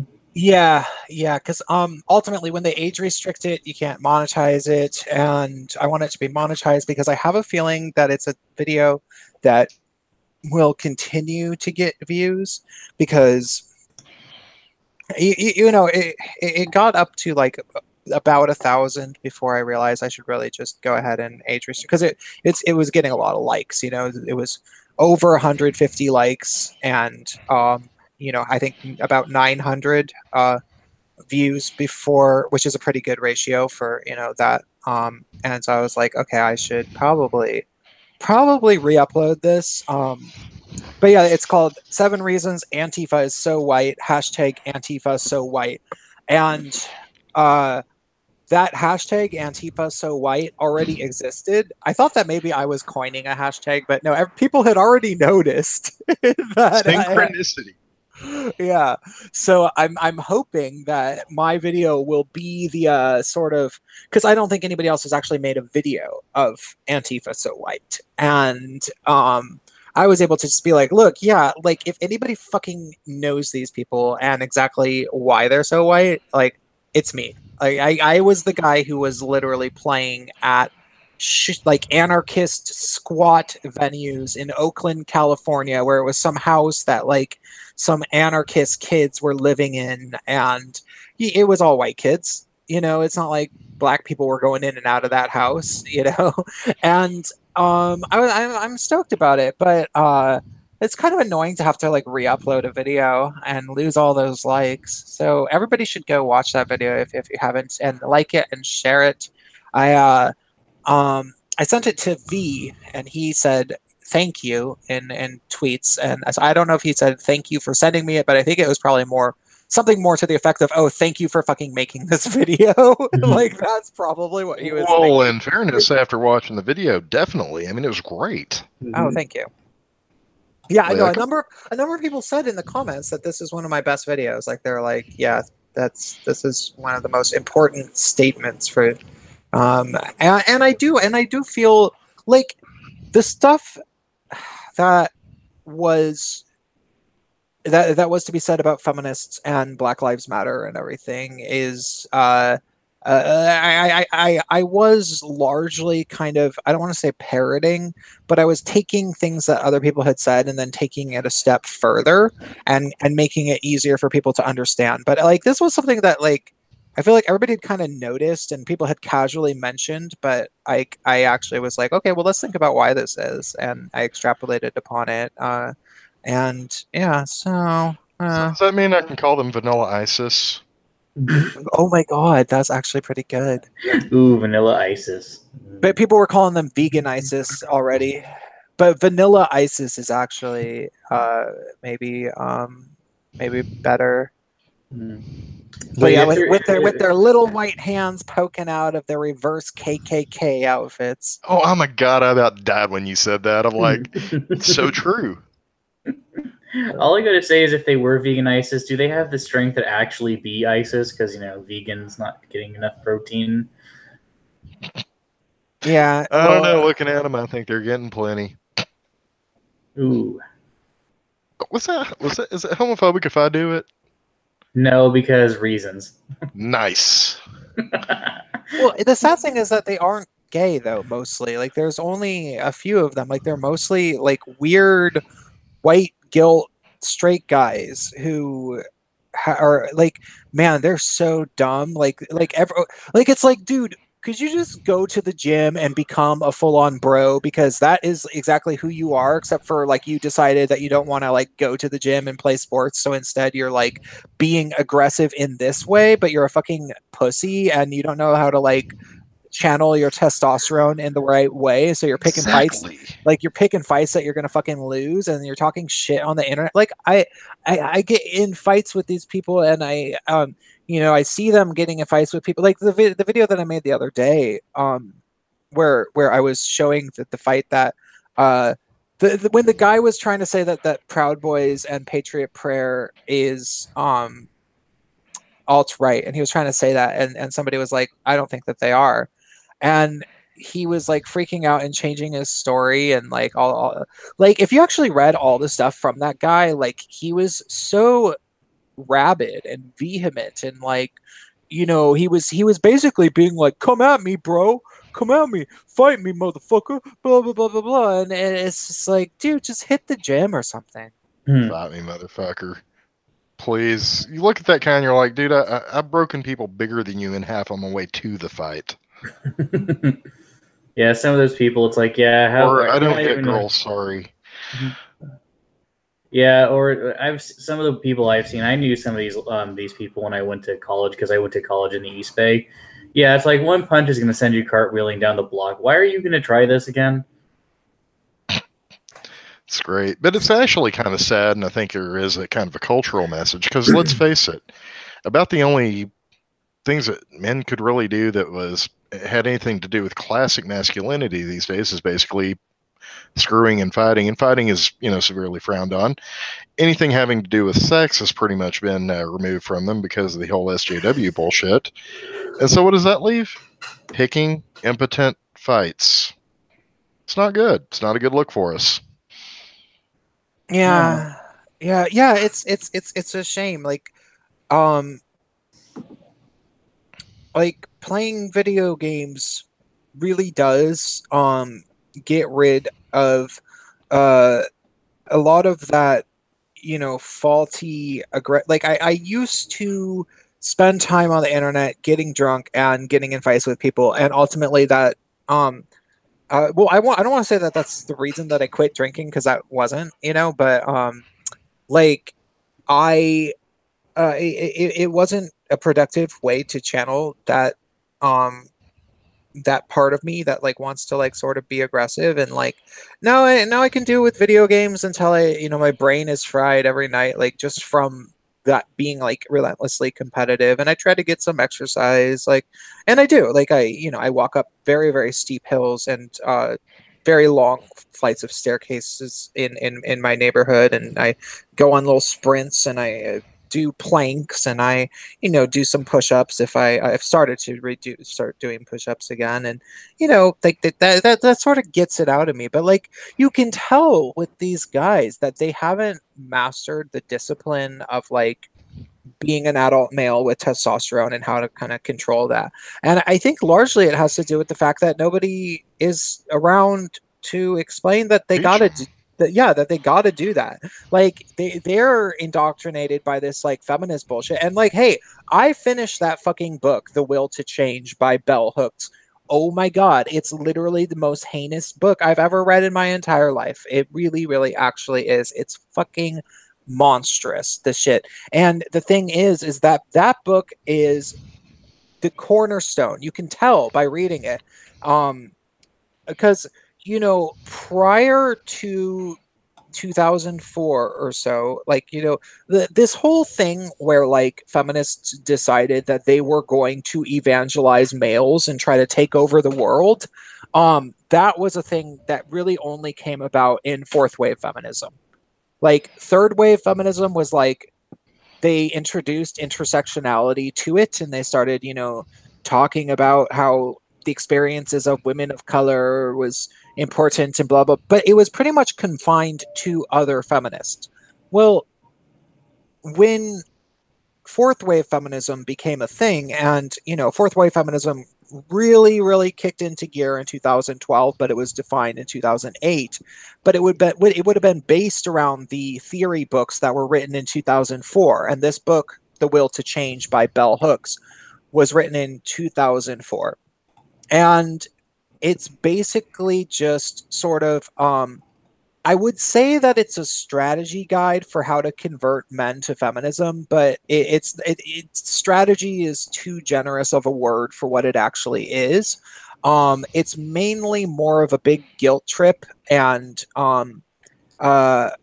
it's just a bunch of whining about like all the things that are wrong with men and how patriarchy is what did these things to men, and it kind of just sort of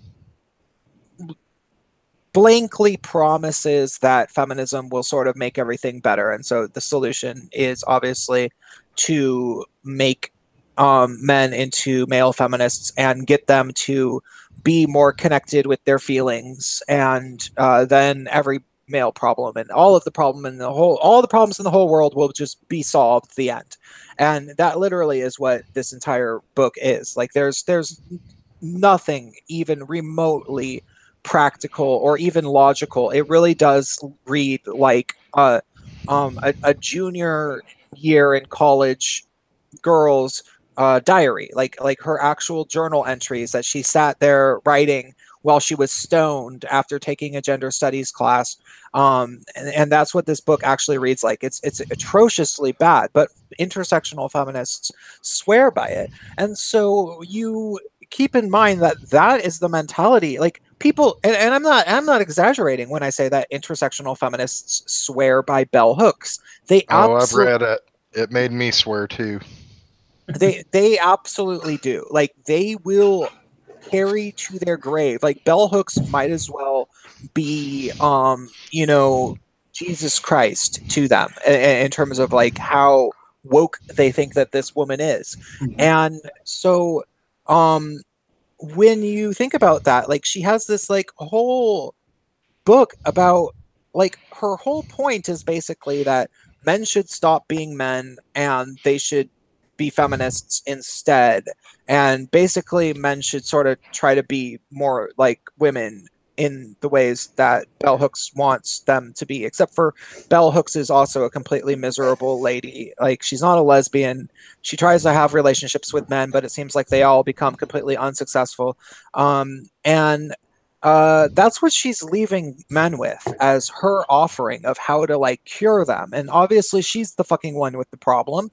God, it's And like the ugly tie that you get for Christmas. It's like, thanks, appreciate the gift. well, yeah, and if you walked around with it like wearing it as a headband or something, like that would be the level of like atrocity like that these like Antifa guys, because they like these are there's you're not going to meet one of these like aggressive Antifa straight guys that's not a feminist.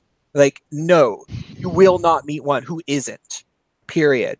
Like may I don't know, maybe there are a few that don't really define. The I have an interview on my secondary channel where there's a Antifa guy who is a black gay guy who used to be a conservative up until like a few months before doing the interview, and he got into Antifa, but it might just be a very short phase for him because he actually was a reasonable guy, and I think that he doesn't understand just how much he's being lied to constantly by the Antifa people. Um, but he didn't really identify as a feminist. But all these but he's like a black gay guy who just got sick of being around conservatives because he was like, yeah, it turns out that they are kind of bigoted against people like me. And it's like, well, yeah, I'm Some not are. actually. It's like, yeah, I'm not really that surprised that you, being a black gay guy, ran into some bigoted conservatives. Like that doesn't surprise me. You gotta mix it up. And besides, you're gonna find assholes in any group. You just gotta kind of, shoo them away and hang out with people that you like. Yeah, well, and also leftists are fundamentally bigoted. Like their entire worldview is based around bigotry. So like it's like they sometimes they try to not say it, but they are. That's like conservatives can at least get past their bigotry, and due to shared goals. Like if they want to lower taxes or if they want to, go to war against terror or whatever, like they don't really care who's with them. You know what I mean? Like, but the left, it's all about bigotry. It's all about resentment. But yeah, Oh, like about Bill Hooks, you were just talking about her, and I was like, I know I've read her name in the past couple of weeks. Well, are you familiar with Jack Donovan? He has a book, just the Way of Men, and I was like, I know I've seen that. I look at the foreword of that just now because I could have sworn it was in it. Yeah, he started it off of all things with a quote from Bell Hooks. Oh God. so. I'm like, Who is Jack Donovan again? I want to look he's up his photo because I think that he he's might. basically he's a little different, but he wrote several books on masculinity and critique of gay culture from inside, things like that. And then he ended up getting really interesting here lately. So his more recent stuff, I really haven't kept up with much. Okay, he got strange, really strange, but his earlier stuff is really good. Oh. But Did he? the Is he? quote Is is he a gangster feminist? culture is the essence of patriarchal masculinity. No, let's see. He's a bodybuilding, truck driving, a Satru priest that runs with the wolves of Vinland. Weird. Yeah, That sounds like someone got stoned and ended up in the woods. I know, right? But either way, it's kind of hunky too. But his earlier Yeah. stuff I just absolutely love. His newer stuff, I'm like, okay, I'm gonna go over here now. Someone did some peyote and shrooms in the woods. I guess Let every me man needs a see. hobby. Let me see this guy. Oh, he's hot. Built like a brick shit house. He's a little bit too bulky actually for me, but he's sexy. He is sexy. See, It looks sawbed like up he's with butter gotten biscuit. bigger and bigger. Like no, there was a few pictures when it looks like he was a little bit smaller, but over the years he's just like gotten too big. I don't like that too big thing. Diet, exercise, proper rest, and roids will do wonders. So, uh, I'm not saying he's doing them, but yeah, he's probably doing them. But I his Yeah. hear earlier you. book I actually thought was really interesting, especially from the Gaytriarchy point of view. His first book was called Androphilia, and he wrote it under the name of Jack Melbranche. But it basically is his manifesto. He basically came up with the whole idea of GigTow years before y'all did, or I jumped in, or anything like that. Uh-huh. I'm just like, hey, he Well, didn't I'm call sure it it's that, not. but It's definitely not an original idea. I mean, the radical fairies. That's what they were really. They. Could really, you present me to everyone? Yeah. They ultimately it was, but it was for gay guys to go to the woods to be like this. No, oh, that's not were what they I'm part of looking the for. mythopoetic movement? Ooh. This is what I wanted. Um. Are they part of the what? The mythopoetic men's movement. So this is no. It was just commune land, and but it was for like gay separatism, basically, and that's all that it was. Like there wasn't a defined culture. It was just various different gay guys bought land and they wanted to live by themselves in a period when it was actually really hard to be a gay man in cities. Like it wasn't legal, and a lot of these guys were like war vets and stuff, and so they just wanted to live by themselves, and that's what it fucking was. And then they started networking with each other, and like they had a sort of a newsletter that they would send between the different gay communes, and that's because it wasn't it wasn't easy to communicate back in the 70s, and that's what they did. And then that fucking Harry Hay guy, who the more and more I learn about him, he was a dumb fuck. I hate Harry Hay. He was actually a weird gay Marxist authoritarian, from what I can tell, and he decided that so he was involved. He left the Communist Party, which he was an actual like registered member of, because of the fact that he was homosexual. And either I think he had been a homosexual and then decided that he wanted his communism to be more important than his homosexuality. So he like got married to a woman and I guess had sex with her, but then decided that he was actually mostly a homosexual again. So he broke up with his wife, and it was actually not a good divorce. I guess she kind of ended up a little bit bitter, and I think. left the Communist Party. I think that they respectfully parted ways. But you know, it was kind of a like, okay, I can't be a communist because I know it happens to gays, and they're like, yeah, okay, well, but we still like you. Okay, I still respect you. Okay, see you later. And then he decided to put all of his effort into pioneering radical fairy culture, which, um, you know, it was an organically developing thing where, you know, like the different uh commune lands would kind of like hang out with each other. Actually, you know, so I have this guy who's a I don't want to say older, but older than me, gentleman. He's probably over 50, and he. I mean, he's definitely over 50. I don't know how old he is though. He's going to come on the Gaytriarchy at some point. He had to cancel a week or two ago. Um, he would probably be able to answer a lot of these questions about the history of the fairies. But um, so they were starting to develop a culture, but it really looks, and maybe some people would contest this, but I would bet. Like, okay, so Harry Hay, the guy who actually is credited with founding or coining the phrase radical fairy, he there is definite historical accounts of him power tripping and guys challenging his power and saying that they didn't like the way he was trying to power trip, and he was a vehement Marxist. Like he maintained being a Marxist all throughout, you know, establishing the radical fairies. And so it was this weird thing where like they were this weird like gay separatist movement that was like kind of like gigtow, except for then when they actually became defined as an actual tribalistic label, it was in the context of like weird Marxist stuff, and it was like these people with like massive feminist sympathies, but they were exclusively for gay men at the same time.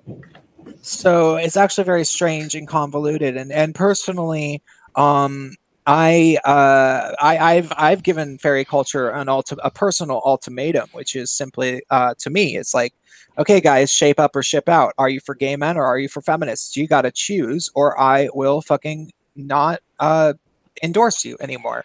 And that's a shame because they have some very beautiful land. Like they own land that was pioneered to be for gay men. Now it's not serving to be for gay men currently. It's serving to be for women and trans people, and gay men just kind of, you know, do all the grunt work.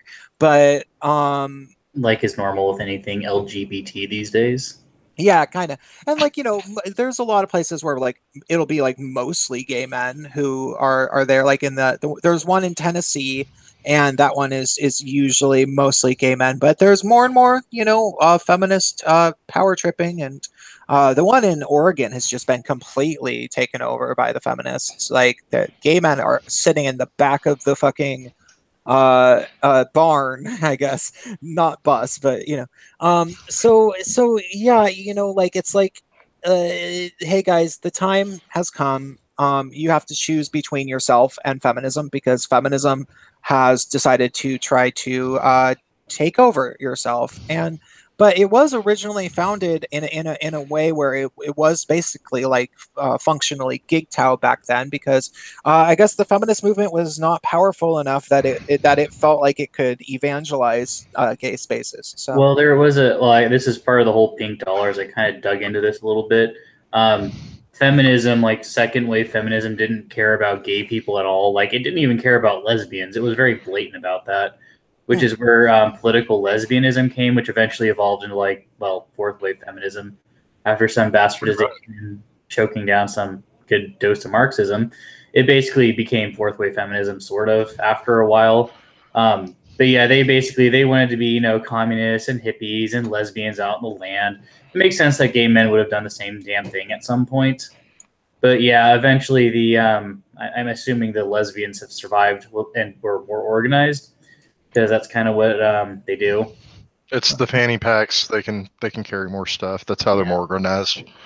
But No, is the this guy radical is this fairies guy are. real? I have no No, idea who the hell that is. that looks like Photoshop. Well, it But does kind of, but it also doesn't. Like, Who even is that? I'm not entirely sure that the background's It's real, so it like looks like a mom said I Photoshop. could be whatever I wanted to when I grew up, so I grew up to become a blimp in the Thanksgiving parade. Damn. he has the world records for most strongest pull up. He can do a pull up of himself and then like 300 pounds attached to his waist or something, probably. That's my guess. I just know not to get into it with this guy, or be around him in a bar fight because he'd probably pick me up and use me to fight off the next guy. But anyways, like Be I a was saying, bludgeon. it's kind of not surprising given how organized lesbians are that they would have inevitably overridden the oh my god gay version of gay separatism or whatever it would have been in the 70s. Hmm. It makes sense. It just makes sense. And then they took over everything when AIDS happened. Yeah, it just makes sense that they took over. Yeah, well, I think it's mostly the sort of the Marxists that because well, like wasn't the political lesbian separatist like wasn't that a Marxist thing? Yep. It was Marxism plus feminism, so it was both. Okay, yeah. Well, in Marxism plus Mhm. feminism, um, that became from my understanding of studying the evolution of feminism. Oh, and could you stop screen sharing, presenting me to everyone? I think I am. I'm not. Okay, cool. So, Oh my God. No, I'm kidding. so, um, uh, the communists, from what I can tell, in a sentence, the American Communist Party, because by the end of the 40s, there were about 60,000 registered members of the United States Communist Party, which is actually kind of a lot of people if you think about the fact that it's fucking communists and also that the nation didn't have as many people living in it back then. So that's kind of a lot of communists. And then in the 50s, it became a lot more difficult to be an open communist. It was socially unacceptable. And so it had to go underground. Now, it didn't disappear by any means. And then it reemerged and mixed itself in with the women's movement to the point where it was actually strongest in the women's movement. It didn't like communism itself didn't have communism and Marxism didn't have a great uh, didn't ever really get its footing back. And I think that there's very simple reasons why. Like once the actual Western press got into China and the Soviet Union and figured out what was actually happening there, it wasn't easy to defend communism. But the diehard Marxists didn't, cease to exist, and they just fused themselves to the women's movement largely. I'm not really sure why, but I think maybe it's more so that there were women who were diehard Marxists, and nobody could argue against the women's movement, and they started, using that to their sociological advantage. So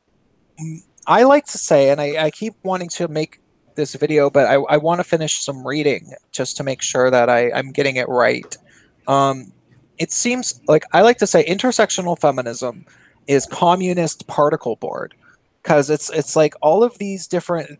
The Communist Party in the United States of America had all of these different factions. There were black people who were in the Communist Party and they thought that the other communists were racist, and there were Russian immigrant communists, and there were white American communists, and then there were women who felt like the Communist Party should be more fair to women. Well, after the 50s, it was hard to get everybody organized again, but all of them could agree on women's rights. All of them could agree, yes, let's champion women. And so then the strategy shifted over for a lot of people from demonizing capitalism to demonizing patriarchy, and somehow that was marketable, and that managed to go on and get a lot of dollars and funding. And so like uh that was going on in the women's movement, and it kind of replaced the non-Marxist radical feminist movement entirely. Like the radical feminist movement that was just about man hating and just about got kind of replaced by this weird Marxist feminism.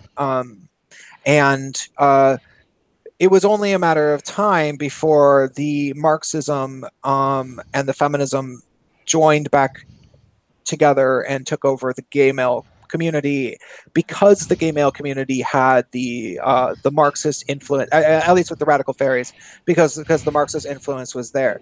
And so ultimately, I think that it's largely to our benefit as the gay male community to really um purge our community of Marxist thought, just on a philosophical level. Like, I'm not saying hey, that guy believes in some Marxist thought, get rid of him, because no, I mean, fucking whatever, he's still gay.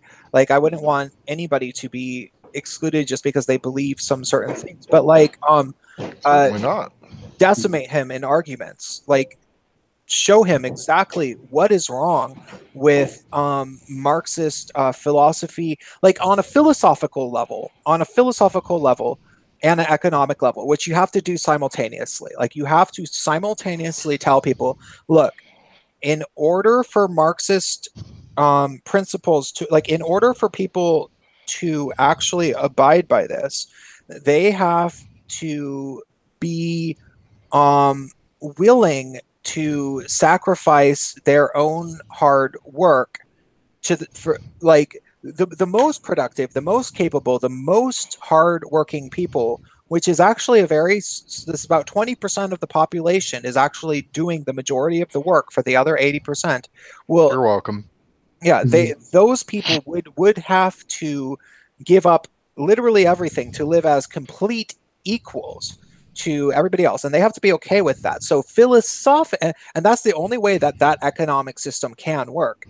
And philosophically, therefore, the only way of making that happen is to somehow demonize those people. So somehow, instead of praising them for doing their work, you have to somehow turn them into villains. And that's the only way that you can justify it to yourself that you're exploiting them, and also have them feel as if that they're in a fair end of the bargain. And so, out of that 20% of people, how many of them are really going to be okay with that? Well, not a whole bunch. Maybe And 5%. yeah, and so it's not a good idea, and ultimately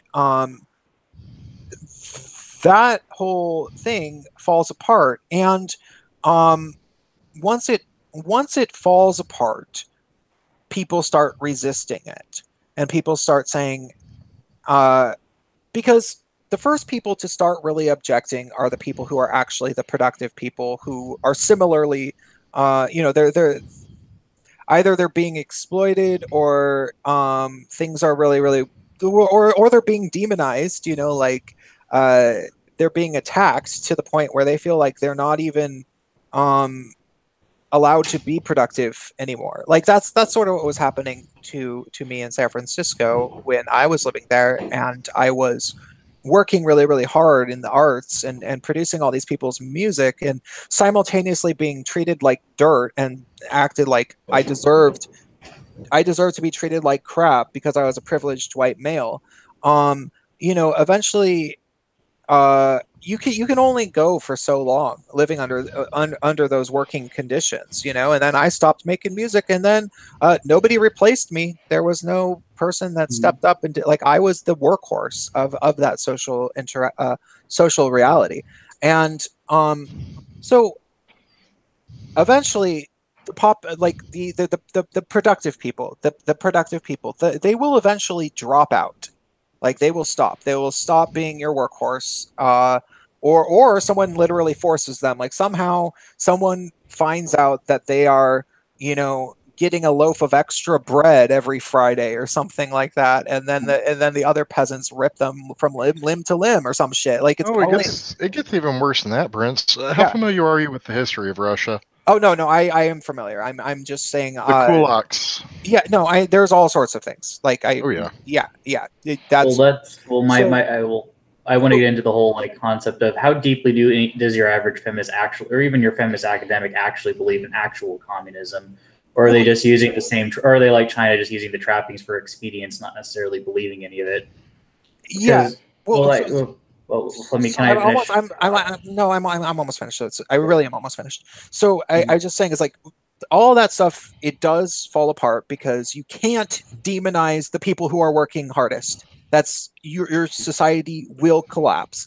And the thing is about that is that once it starts collapsing, a lot of people will object. And a lot of people will say, wait, maybe we shouldn't actually run our society like this. And the people who will object the hardest and who will put themselves on the line because they see that, like, hey, if we don't stop this, if we don't stop this communism shit, all of us are going to die. Like, we're all going to collapse. Like, this is running our economy into the ground and you're killing people who are trying to stop it. But we just need to the people that are most likely to object are the people with nothing to lose. And the people who have the least to lose are ultimately going to be gay men because gay men have nothing to lose besides themselves. And so you're going to get a radical resistance to the communist order within the gay male population because we're going to say, wait, we don't have a wife and kids that we're afraid of, being sent to the gulag or whatever. It's just me. And so, you know what? If I'm going to die anyway, be it starvation or, whatever, shoot me now while I try to stop you. And therefore, the communists will always demonize the gay men. And we just have to make that clear to gay men. And it's not that hard, but it does take a little bit of explanation. So, sorry. Now, what do you want to say about do the feminists actually know Well, about? like I'm saying, like, does your average academic feminist actually believe in actual communism, or is it just some holdover from the '60s and '70s when the communists made their push into feminism that they're just kind of stuck with and can't really get rid of? Because like most of the feminists I've ever interacted with, they're more, how do I put this? They're basically religious Puritans. Like it's the same impulse. So I'm like, I know they have all their Marxist rhetoric and whatnot. I'm my question is how much of that is just like they're acting like China, where it's like, yeah, we have all this trappings, we don't believe any of it anymore, but we're just kind of stuck with it because we can't really get rid of it, but we can't openly believe in any of this because we just don't anymore. Like I'm wondering how, like, are they just like communists in imagery only, or because I don't think any of them really truly believe in actual communism. I think most of them are fine with our current economic and social reality, so long as they get to be, the council of lesbian elders bitching at everyone and forcing them to act the way they want to. Like they couldn't care less, if Google's running everything. They don't want to socialize anything. They just want to be, well, we can bitch at Google and pass a law. That's all they care about. They care about the fact that it's currently benefiting them. Mm-hmm. Yeah, like what I was gonna get into is, oh crap, my computer about to go to sleep. Is if I was actually thinking like what would their like ideal society would be? I would assume it'd be something more like Iran than it would be the Soviet Union, where basically they're controlling what society does, but the economy kind of does its own thing. And then they'd probably be more corporatist because, well, that's what they are. Yeah, just as long as the corporations know their place. Yep, and the average person. I also assume they'd actually find a way to keep gay men around because honestly, who's going to be more loyal to them for some dumbass reason besides, the gays? Because historically, communism has gotten rid of us pretty quickly. No, I'm saying the intersectional like ideal future. They'd actually have to keep us around because we're the only ones that would tolerate go shopping them. with them. Well, I'm saying because it's for whatever dumbass reason, it's like gay men have some loyalty to the LGBT movement, and even if we got the intersectional theocracy, they'd still have to keep you guys around. I mean, they can shoot me, but gays are the ones that keep everything going in their stupid movement. They're because no lesbian's gonna lift a finger to actually do anything. Well, I don't know. I think that they have straight guys a little bit more whipped. I think that gay guys are starting to. I don't know. It's hard to really know. It is hard to know. But they're used to us being sassy, though. I was just reminded. If anybody, you mentioned Che Guevara, and if anybody wants to see a good movie about that talks about the gay experience in Cuba during the sort of the revolution or whatever. It's called Before Night Falls, and it's actually a really good movie. Johnny Depp has a very small role in it. It's an indie movie from the late '90s, and it's based on the life of this gay Cuban poet and author who he's actually not that great of a poet and author. Like I don't really think that his work is all that good. I think that the main thing that was interesting about him was that he lived in Cuba and was homosexual during the part when they were rounding up the gays and killing them, and he managed to immigrate to the United States. So he had this after being in prison for a while. Like he was put into prison for being homosexual, managed to get out, and then um, come to the United States and write some books and release some poetry, and that was what was interesting about him. And then the movie about his life is probably the best thing that ever came out of him. You know what I mean? Because if you actually read his books, it's like, okay, this isn't actually all that good, but uh, yeah, like the way that he describes it is basically like, the more and more the communists tried to crack down on homosexuality, the more and more they rebelled, and they said, no, like, we're not going away, like we aren't just going to disappear. And like like they were showing these like parties that they would have, and there were these like roaring crazy like gay guy parties, and I'm just thinking to myself, it's like, yeah, well, what else was going to happen? I mean, this place is like, there's this civil war going on, and obviously the economy isn't doing well. Like, there's probably not a whole lot of food to go around, and like gay guys are thinking to themselves, well, where the fuck do I fit in? And they're telling me that I'm supposed to side with these communists, but like, I don't know, life wasn't completely horrible before. So and then they're telling us that we got to stop being gay. So you know what? Fucking live like we're going to die tomorrow, cuz maybe we are. And that's what always happens. And that's exactly, the communists get mad cuz that's what gay guys will do every time. Like, gay guys will always say, like, when you start telling gay guys what to do, they'll say, fuck it, I'll act like I'm going to die tomorrow. That's what gay guys always do. Jeez.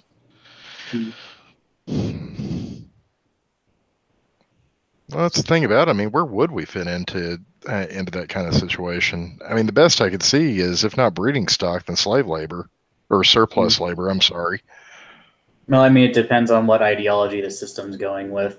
I mean, generic, basic bitch communism would just kill us. Intersectionality, we'd be their slave labor for a while until we got killed for examples. I would assume it'd be more the bro types, if you're talking basic feminism, they'd be killed off, not us.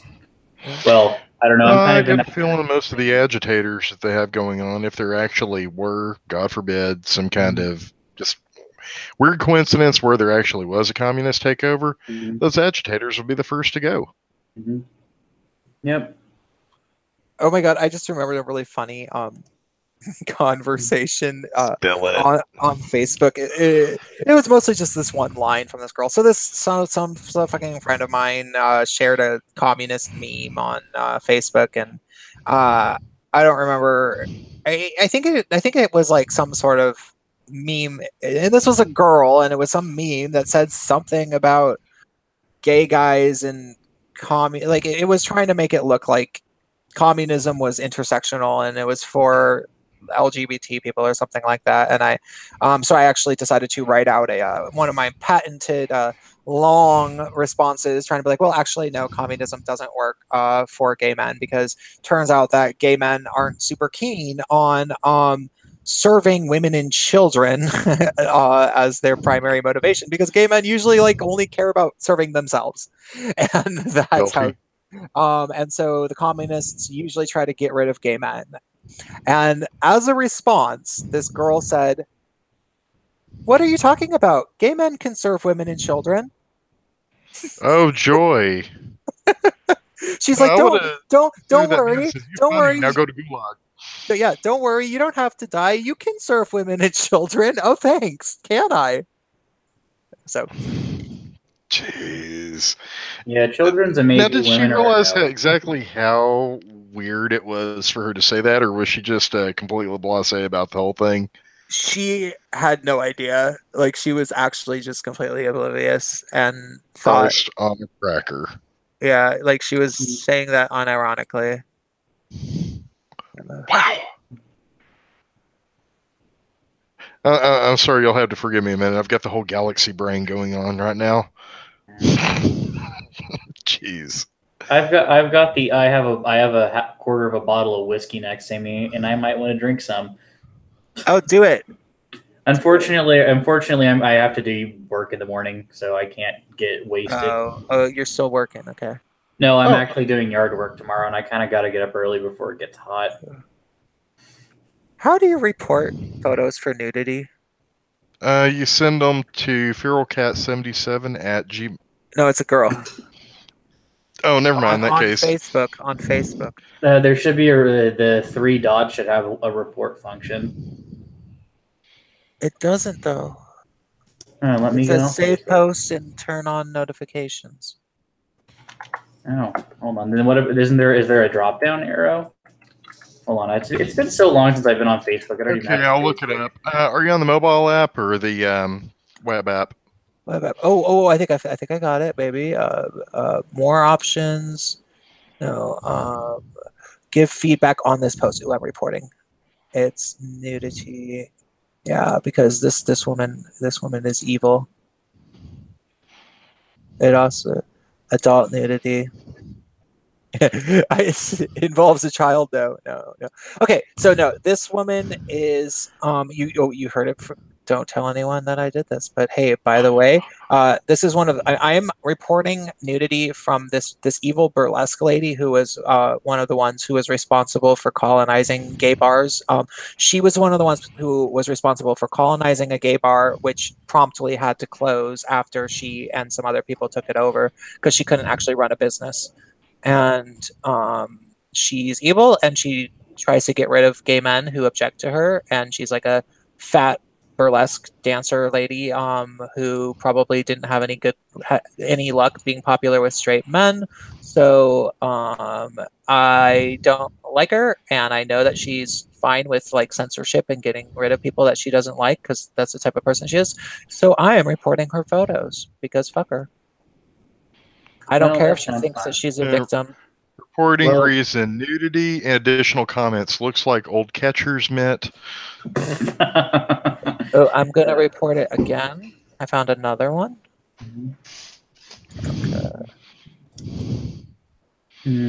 Yeah. God. These people, I know this is the very callous and I guess the unpopular opinion in our end of things now of you live by the sword, you die by the sword. So I don't really care if these people are getting air quotes silenced for their hate speech. They wanted this, they get it. Yeah.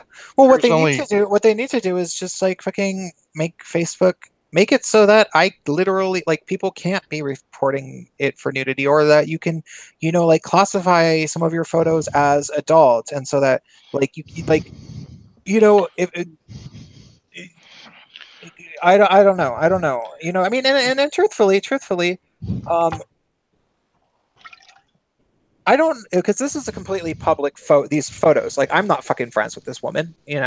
Um, she just happened to pop up in a feed or a recommended friends. I'm like, oh, this fucking bitch again. I remember her like trying, no, because she was trying to separate me. Like I was saying, I was talking about feminism, and she was telling people to unfriend me and telling them that I was dangerous. Like literally saying, she kept saying over and over, "You're dangerous." And it was like, oh, you mean I'm a threat to your fucking it's like, you mean I'm a threat to your power that you've been amassing while I've been away from San Francisco. Like you're trying to take over the gay bars, and you know that like I wouldn't be having it, and that I'm smarter than you, and so you got to fucking try to get rid of me. And so, but like I look at her profile, and she has all these public pictures of herself in like topless and shit. Like if I think that she like technically isn't showing nipples, but you know, at least in this one, but it's pretty easy to report things and have them flagged on Facebook. So like the thing is about that is that like I don't know if little kids should be able to just easily access photos from this woman and look at it because it is like vaguely pornographic. And I mean, I wait, okay. So that's just an interesting philosophical question. Like, I'm doing this. It really has nothing to do with my individual philosophical opinion about whether or not there should be like essentially free softcore porn on Facebook. I'm doing this because I don't like this woman.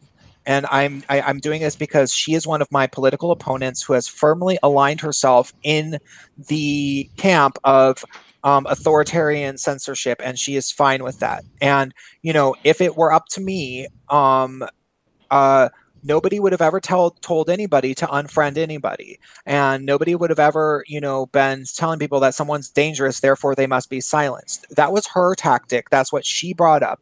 And so what I'm trying to do is I'm trying to get her on bans on Facebook with nudity, because like that is my way of 5 or 6 months later, or maybe even a year later, because I carry a grudge.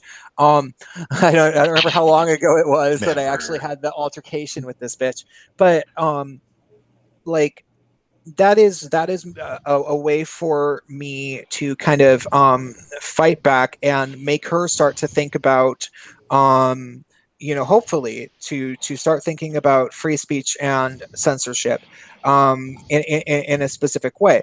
But now I do have to. I've already reported this, and so um, and I don't feel bad about doing it to her, but I do have to think maybe there's a chance that she's going to spin it as like, oh, people get to say hate speech all the time, but all I did was show my natural, beautiful body.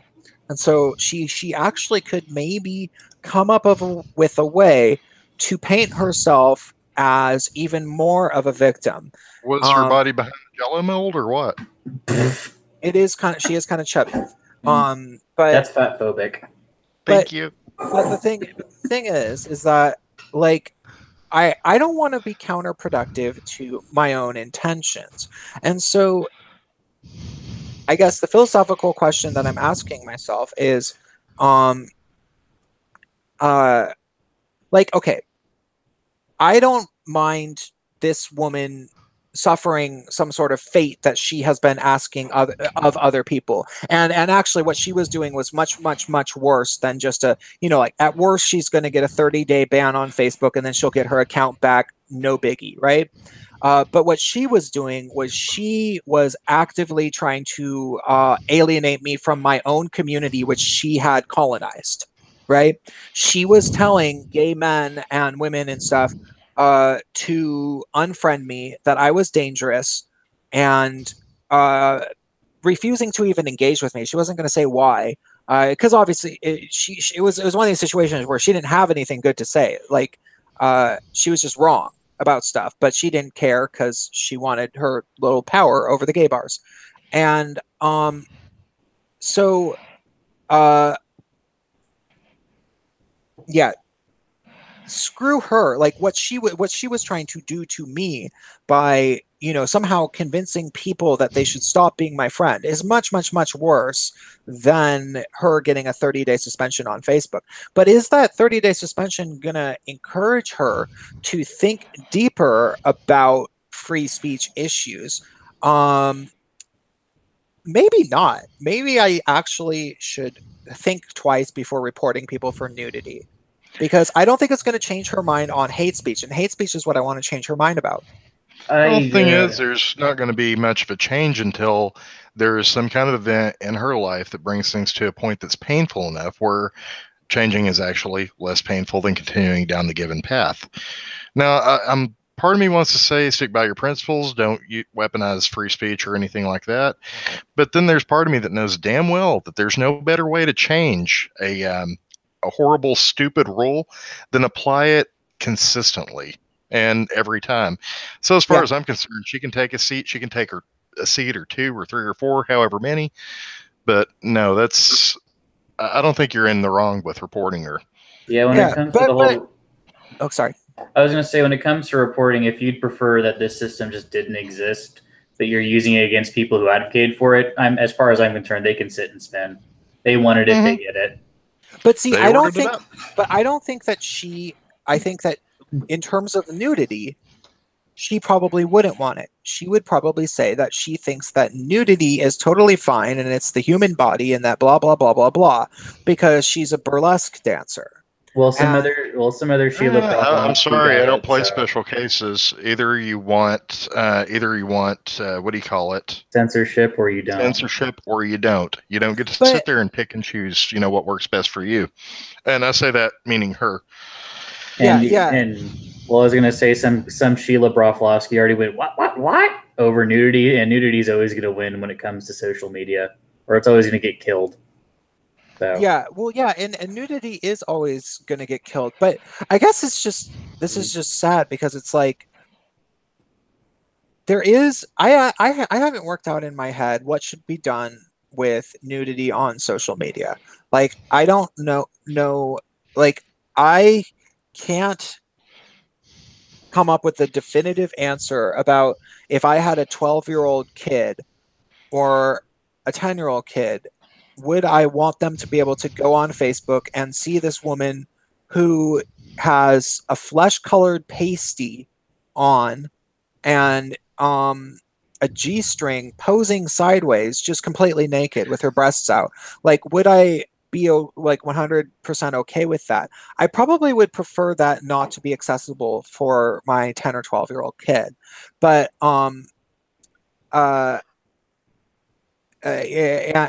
so that's its own question to work out. But then at the same time, I and I also wouldn't want somebody threatening my kid, like saying that they are going to hurt my kid, because that would scare my kid. I wouldn't want that.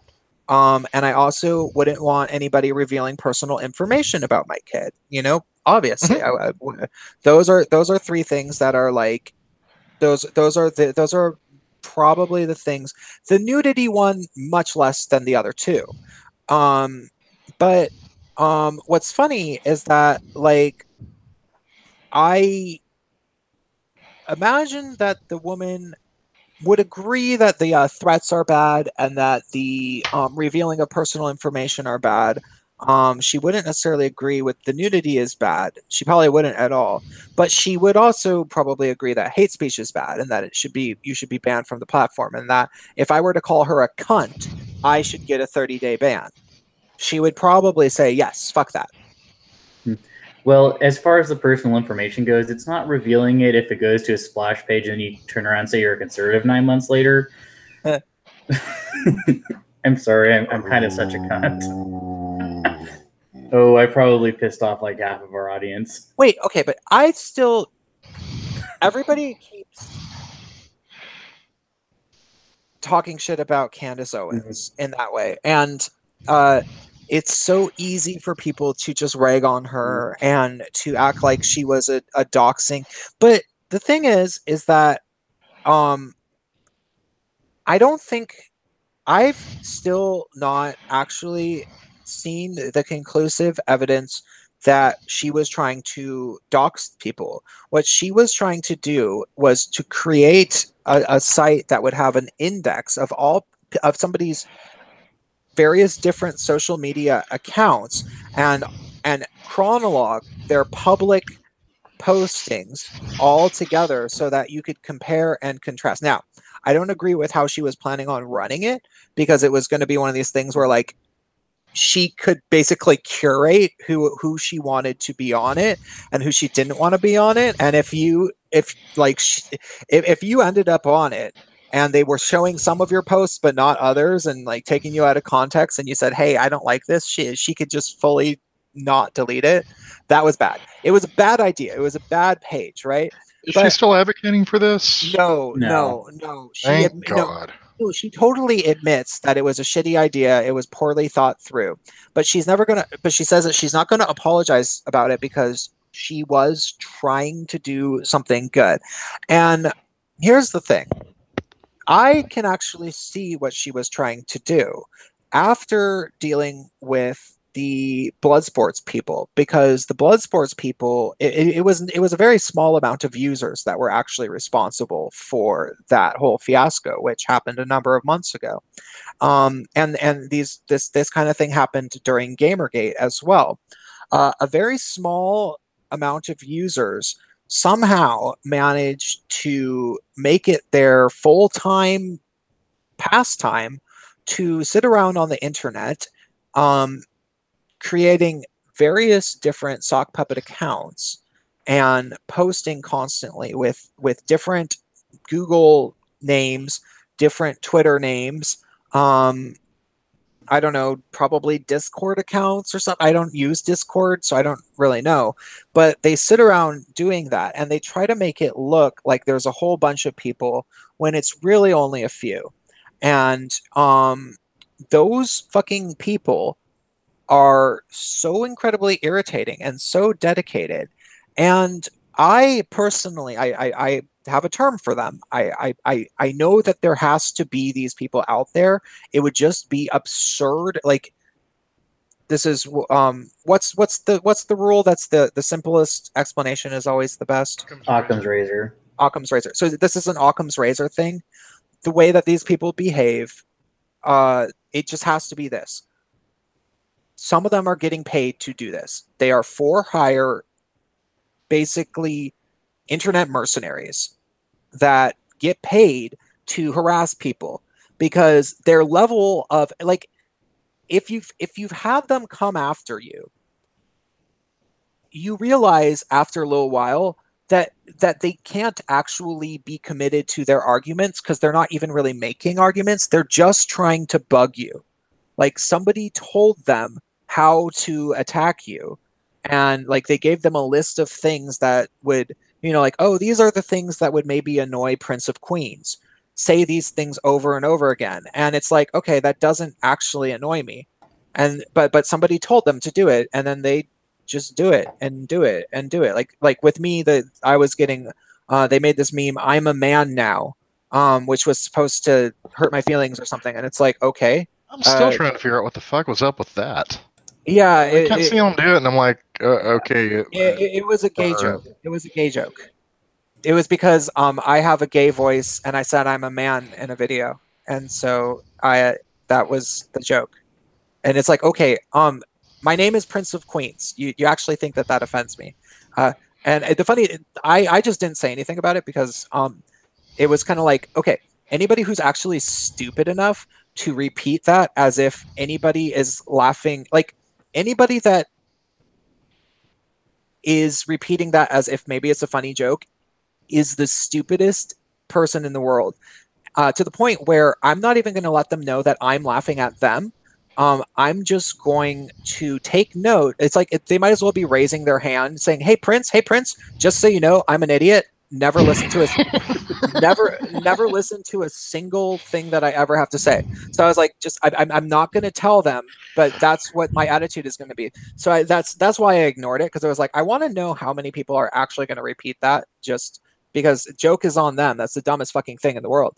But they repeated that, and there was a few other stupid things, like but only like one or two other ones, all every bit as innocuously moronic as that. Like, they didn't have anything, on me. That, but they had collectively decided that if they repeated these things, it would maybe kind of get under my skin. And but they weren't doing it them under their own motivation. Like, somebody else kind of told them to do that at some point. It was pretty clear. And almost a social engineering attack, wouldn't you say? yeah. And so, and I am by no means the person. Like, I was one of the people that they kind of ended up attacking, but like, the shit that I'm sure that they were giving to like crowd, or I mean, eventually it started happening to the people who were perpetrating it themselves. I think that it would be completely naive to assume that these people are just organically doing it. I think that there has to be sometimes monetary transactions where somebody pays somebody a few $100s to, like, hey, I'll pay you $300 if you create 25 Twitter accounts and follow Prince of Queens around and say I'm a man now over and over and over again for a while. And someone says $300, cool, I'll do it. And then like that's sort of how that happened. Like, I think that it would be, it just, if you've been through it, like how relentless these people are. And like, I could believe that maybe they were doing it just because they had a problem with me, if there was any good reason for them to have a problem with me, but there wasn't. Like, it was like, what, why do you even care? Like, what are you? Oh, and the other funny thing is that when I started kind of, suspecting that there were people that were getting paid to do this, because I said so on Twitter, I was like, kind of seems like these motherfuckers are getting paid to do this. Then they started really following me around, and they were like, "What do you know? What do you know? Do you know something? Do you want to go in a Discord server and talk to me about it? Do you know something that you want to tell me?" And it's like, no, that was just speculation, dude. But you're kind of sounding really suspicious, right? So, You want so to go Discord server and talk about it? No, I'd rather not stick my dick in a Cuisinart. Thank you. yeah, no, I'd rather not go where you're gonna record me, like, Bingo. fucking no, you fucking idiot. So I call those people I call them shackers. Some combination of hacker and living in a shack. These are probably people who, like, maybe they would hack people's credit card numbers if they were smart enough. Like, maybe they would steal people's money. And instead they just are people that will likely take money to be nuisances on the internet, and they have multiple, like, many sock puppet accounts. And I think that there's probably a number of them, and they've probably been doing it for a while. They probably, actually, a number of them probably know each other. And there might be some people that are, like, there might be secret meeting places of them, and, like, they'll kind of like combine strategies. And that would just be my guess. Like, I don't know, and I'm never going to hang out at that part of the internet. Like, I'm never going to go hang out in the anonymous internet, or in the Discord servers that were um where these people would congregate, just because I'm not interested in that. And so I'm never going to have the proof. I'm never going to reveal who these people are. I'm never going to expose them personally. But it makes sense to me, just knowing how the internet works, and knowing how people are, and knowing how the economy is, and knowing how hard it is for young people to get jobs. And so when Candace decided to make Social Autopsy, which was going to chronologue all of the different posts from a specific, I don't know if it was going to track someone's IP address or what, but the idea was to get all of their different social media accounts, probably including all of their sock puppets, and put it into one bracket. Those people were like, fuck, that is a direct attack on my cash flow. And that's why they came after her, and came after her hard, and were freaking out. And the thing is, the alt-right, like, she was saying, when it came out, she was like, this is a conspiracy from the alt-right, they're trying to attack me, blah blah blah blah blah. I think that she was kind of getting a few things wrong, but I don't think she was entirely getting things wrong, because I think that what we know of as the alt-right is largely just a bunch of shackers. I think that a lot of the alt-right presence on the internet isn't people who are actually white nationalists, but I think that they are people that are sort of just maybe being kind of paid to act like they are, a little bit, like post memes and have like these weird Twitter accounts where they, you just sort of seem like maybe they're advocating for the alt-right, but you never really like see them in a YouTube channel like talking about white nationalism all that often. It's pretty hard to find them. And so once they realized that Candace had this thing, they started attacking her a bunch, and she thought that it was the alt-right who was attacking her. And it's like, well, maybe it was actually just these fucking shacker motherfuckers who are just mercenaries, and they will hate you if you start getting anywhere near their kind of jig. They have this jig going where they can get paid, because I don't think that there's any sort of law or crackdown on doing this, like, where like, you can get paid to harass somebody by creating a bunch of sock puppets. Like, I don't think law enforcement has ever even gotten anywhere near thinking about how to crack down on that problem. And like, I don't fucking like, that's not going to be my hill to die on. Like, I'm not going to be the guy who's going to try to start the social autopsy site to put an end to it. But I think that might be why that became such a big controversy, was because of the people that maybe do get paid for this, because they have the time and energy to really make a lot of noise on the internet, because that's what they do. Does that make sense? Oh, it Kind makes of. perfect sense. I wish I could talk about some of the things that we've talked about in the security office, but no, and that's not humble bragging there. It's like there's some really pertinent stuff there. I just wish they'd get it declassified. Yeah. No, I mean, people are so either naive when it comes to thinking about, how the internet actually works and how social media works and how like or they like there's a lot of YouTubers who I think are kind of aware that these kind of things go on. And if not, they might be sort of involved in them themselves. And they will deny it and so vehemently and act like anybody who ever brings it up is just completely crazy. And it's like, oh God, Prince of Queens is a conspiracy theorist, and oh my God. And it's like, Jesus fucking Christ, how hard is it to imagine that somebody gets, $300 to like harass somebody on the internet? There's nothing illegal about that. And like, yes, there's definitely sock puppet accounts Well, doing. not to And I'm mention sure there's some people, that if they are getting hired for it or bringing in their friends that want to help out for fun, I mean, I would see that actually happening. That's like free labor for them. And there are some sick folks that are like that. Well, not to mention like all the activists that you see are running around. Like here in California, we have all those at the poll takers who get paid minimum wage, and then like 50 cents per person they can get on the list. People don't really think that you can't get some activists to like pretend to be like 5 people online for the same amount of money. I mean, seriously, it's not hard to do. Yeah, like I could yeah. have 5 Twitter accounts. Yeah, and that's the thing. It's not just like stupid ass fucking YouTube drama and stupid ass fucking Gamergate. Like fucking politicians could do this with all sorts of things in all sorts of ways. I mean, seriously, how hard would it be to get some like trolley college student and like if you're in some campaign like Hillary Clinton's campaign, how hard is it to kick someone out like $300 a week while they're in college to like harass people on Twitter and Facebook? Like, really, how hard is that? I mean, that's like pissing in like a drop in the bucket compared to how much they lost on that election. Huh. So somebody said, Prince, it's not 300, it's more like a nickel a post troll for hire. That actually could very well be the see, but that's how little about right.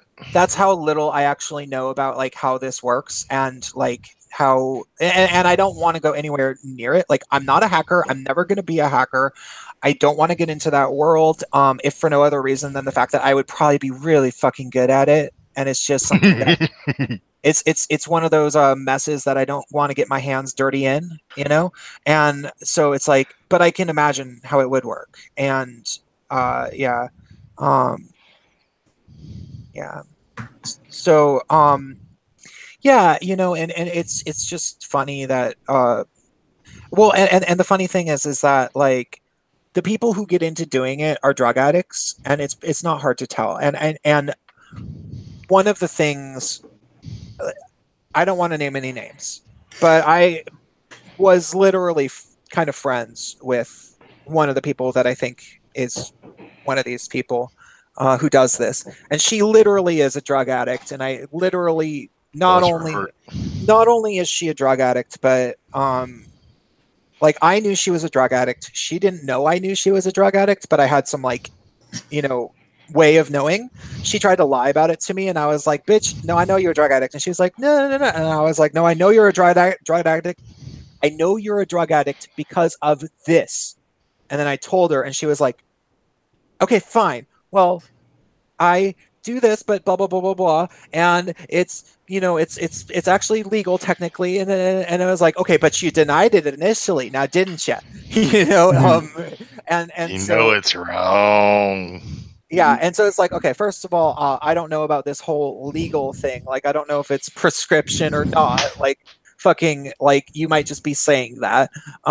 Second of all, um, you've confessed to me that you are a drug addict, and you can see, like, you can see this person, um, the way that they are on streams, and you can tell that they're high. Mhm. Um, and you know, because I used to do drugs, like, and Same. nobody can tell when another person's high, like somebody who used to do lots of drugs and is now completely sober. Like, because when you have the your wits about you and you used to be like that, you can fucking sniff it from a mile away. Smell And like a lie in a fart, or smell like a fart in a car.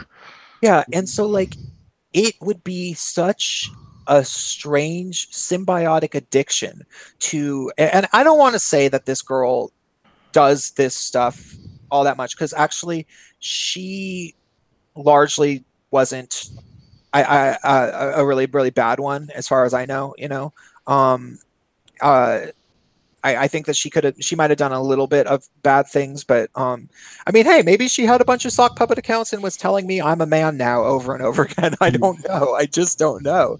But she uh um I'm imagining, like, let's say some girl's a crackhead. Let's say she's a speed addict. Let's say or a guy, you know. And you know that you can get 5 cents or 10 cents for every tweet to harass some YouTuber. Well, that's a certain amount of tweets before you can buy another bag of speed. And well, what can you do while you're high? Well, you can write a bunch of those tweets. So you're addicted to simultaneously raising yourself money for more speed by making a whole bunch of tweets. And that is just so fucked. Like, that would be such a fucked up life to be living. Like, I don't know. Well, I don't know anything about that, but It'll make for a wild ass book. well, I'm kind of sensing we're getting away from our normal topics, and we've been at this for 3 hours. Have normal topics. Yeah, Yeah. well, I mean, our normal gay topics. Yeah. Yeah, I don't know if chat hasn't. Is chat starting to bitch at us? No. No, they're just chilling. Yeah. Yeah, no, they seem kind of interested in talking about it. It's one of these weird things where it's like I was very, very, very opposed to talking about this stuff at all on the Gaytriarchy, because it was still going on. Like, the Shackers were coming after me all the fucking time and trying to get under my skin, and you know, showing up in chats and everything. And so it was like I like the only thing to do was to pay them absolutely no mind, because they're, you know, kind of like blood in the water. Like, they will try to surround you and act like piranhas if they think that somehow it's worthwhile. Um, but you know, it's interesting uh, to note that it does happen, and um, you know, I don't think that they're going to have an easy time coming after me, because in the future, because I've you know, surrounded myself with people on YouTube that I have a little bit more trust in, and who aren't doing, you know, YouTube for YouTube's sake in the same way as certain other people that I used to be associated with kind of were, you know, like um but at the same time, this whole phenomenon of shackers, they will, if they have a reason, they can potentially find you. And so it's not these people, they will be back someday. You know, they will. I mean, Yeah. and it's definitely a good idea if you are interested in getting into YouTube to um be aware that you have to be very um what's the word, Cautious. just yeah, just cautious, like that YouTubers aren't YouTubers are friends that have an ulterior motive in being your friendship. Like they have ulterior motives, and that's how it is with them. So be careful and have your guard up with everybody that you don't share a specific motive with. Like if you can't figure out why somebody's on YouTube, what their real purpose is on YouTube, never trust them. You just can't really trust them entirely, and unless somehow they really earn your trust as a friend, as a real friend that you feel like, but even then, strange things can happen on YouTube, and it can be a lot worse. And so uh, if those things happen, and you've shared details with some of these people, and then the shackers get involved, and it can be a mess. So people should be aware of it. And that's really all I guess I can really say. I thought I had something more profound to say. I'd say it was pretty sound advice considering what you went through with them. Well, thank you. All right, we should probably wrap up. Yeah, I think it's past Bacon's bedtime. Okay. In my defense, I get up at 5 in the morning, so. We got to talking with his mother, and he can stay up till 10:30 now. But no. In my defense, I had to get up at 5 for work, and I don't get a nap because this isn't Spain. It's not. Oops. No. I ended up having to take a 3-hour nap as soon as I got home earlier today. God, Thankfully, I got you live that in offset. Spain? No, but I did have to because I'd not slept in about 48 hours. Stupid insomnia and on-call are not a good mix. Anyways, guys, I guess that's us saying good night. Bye, y'all. Okay. Bye.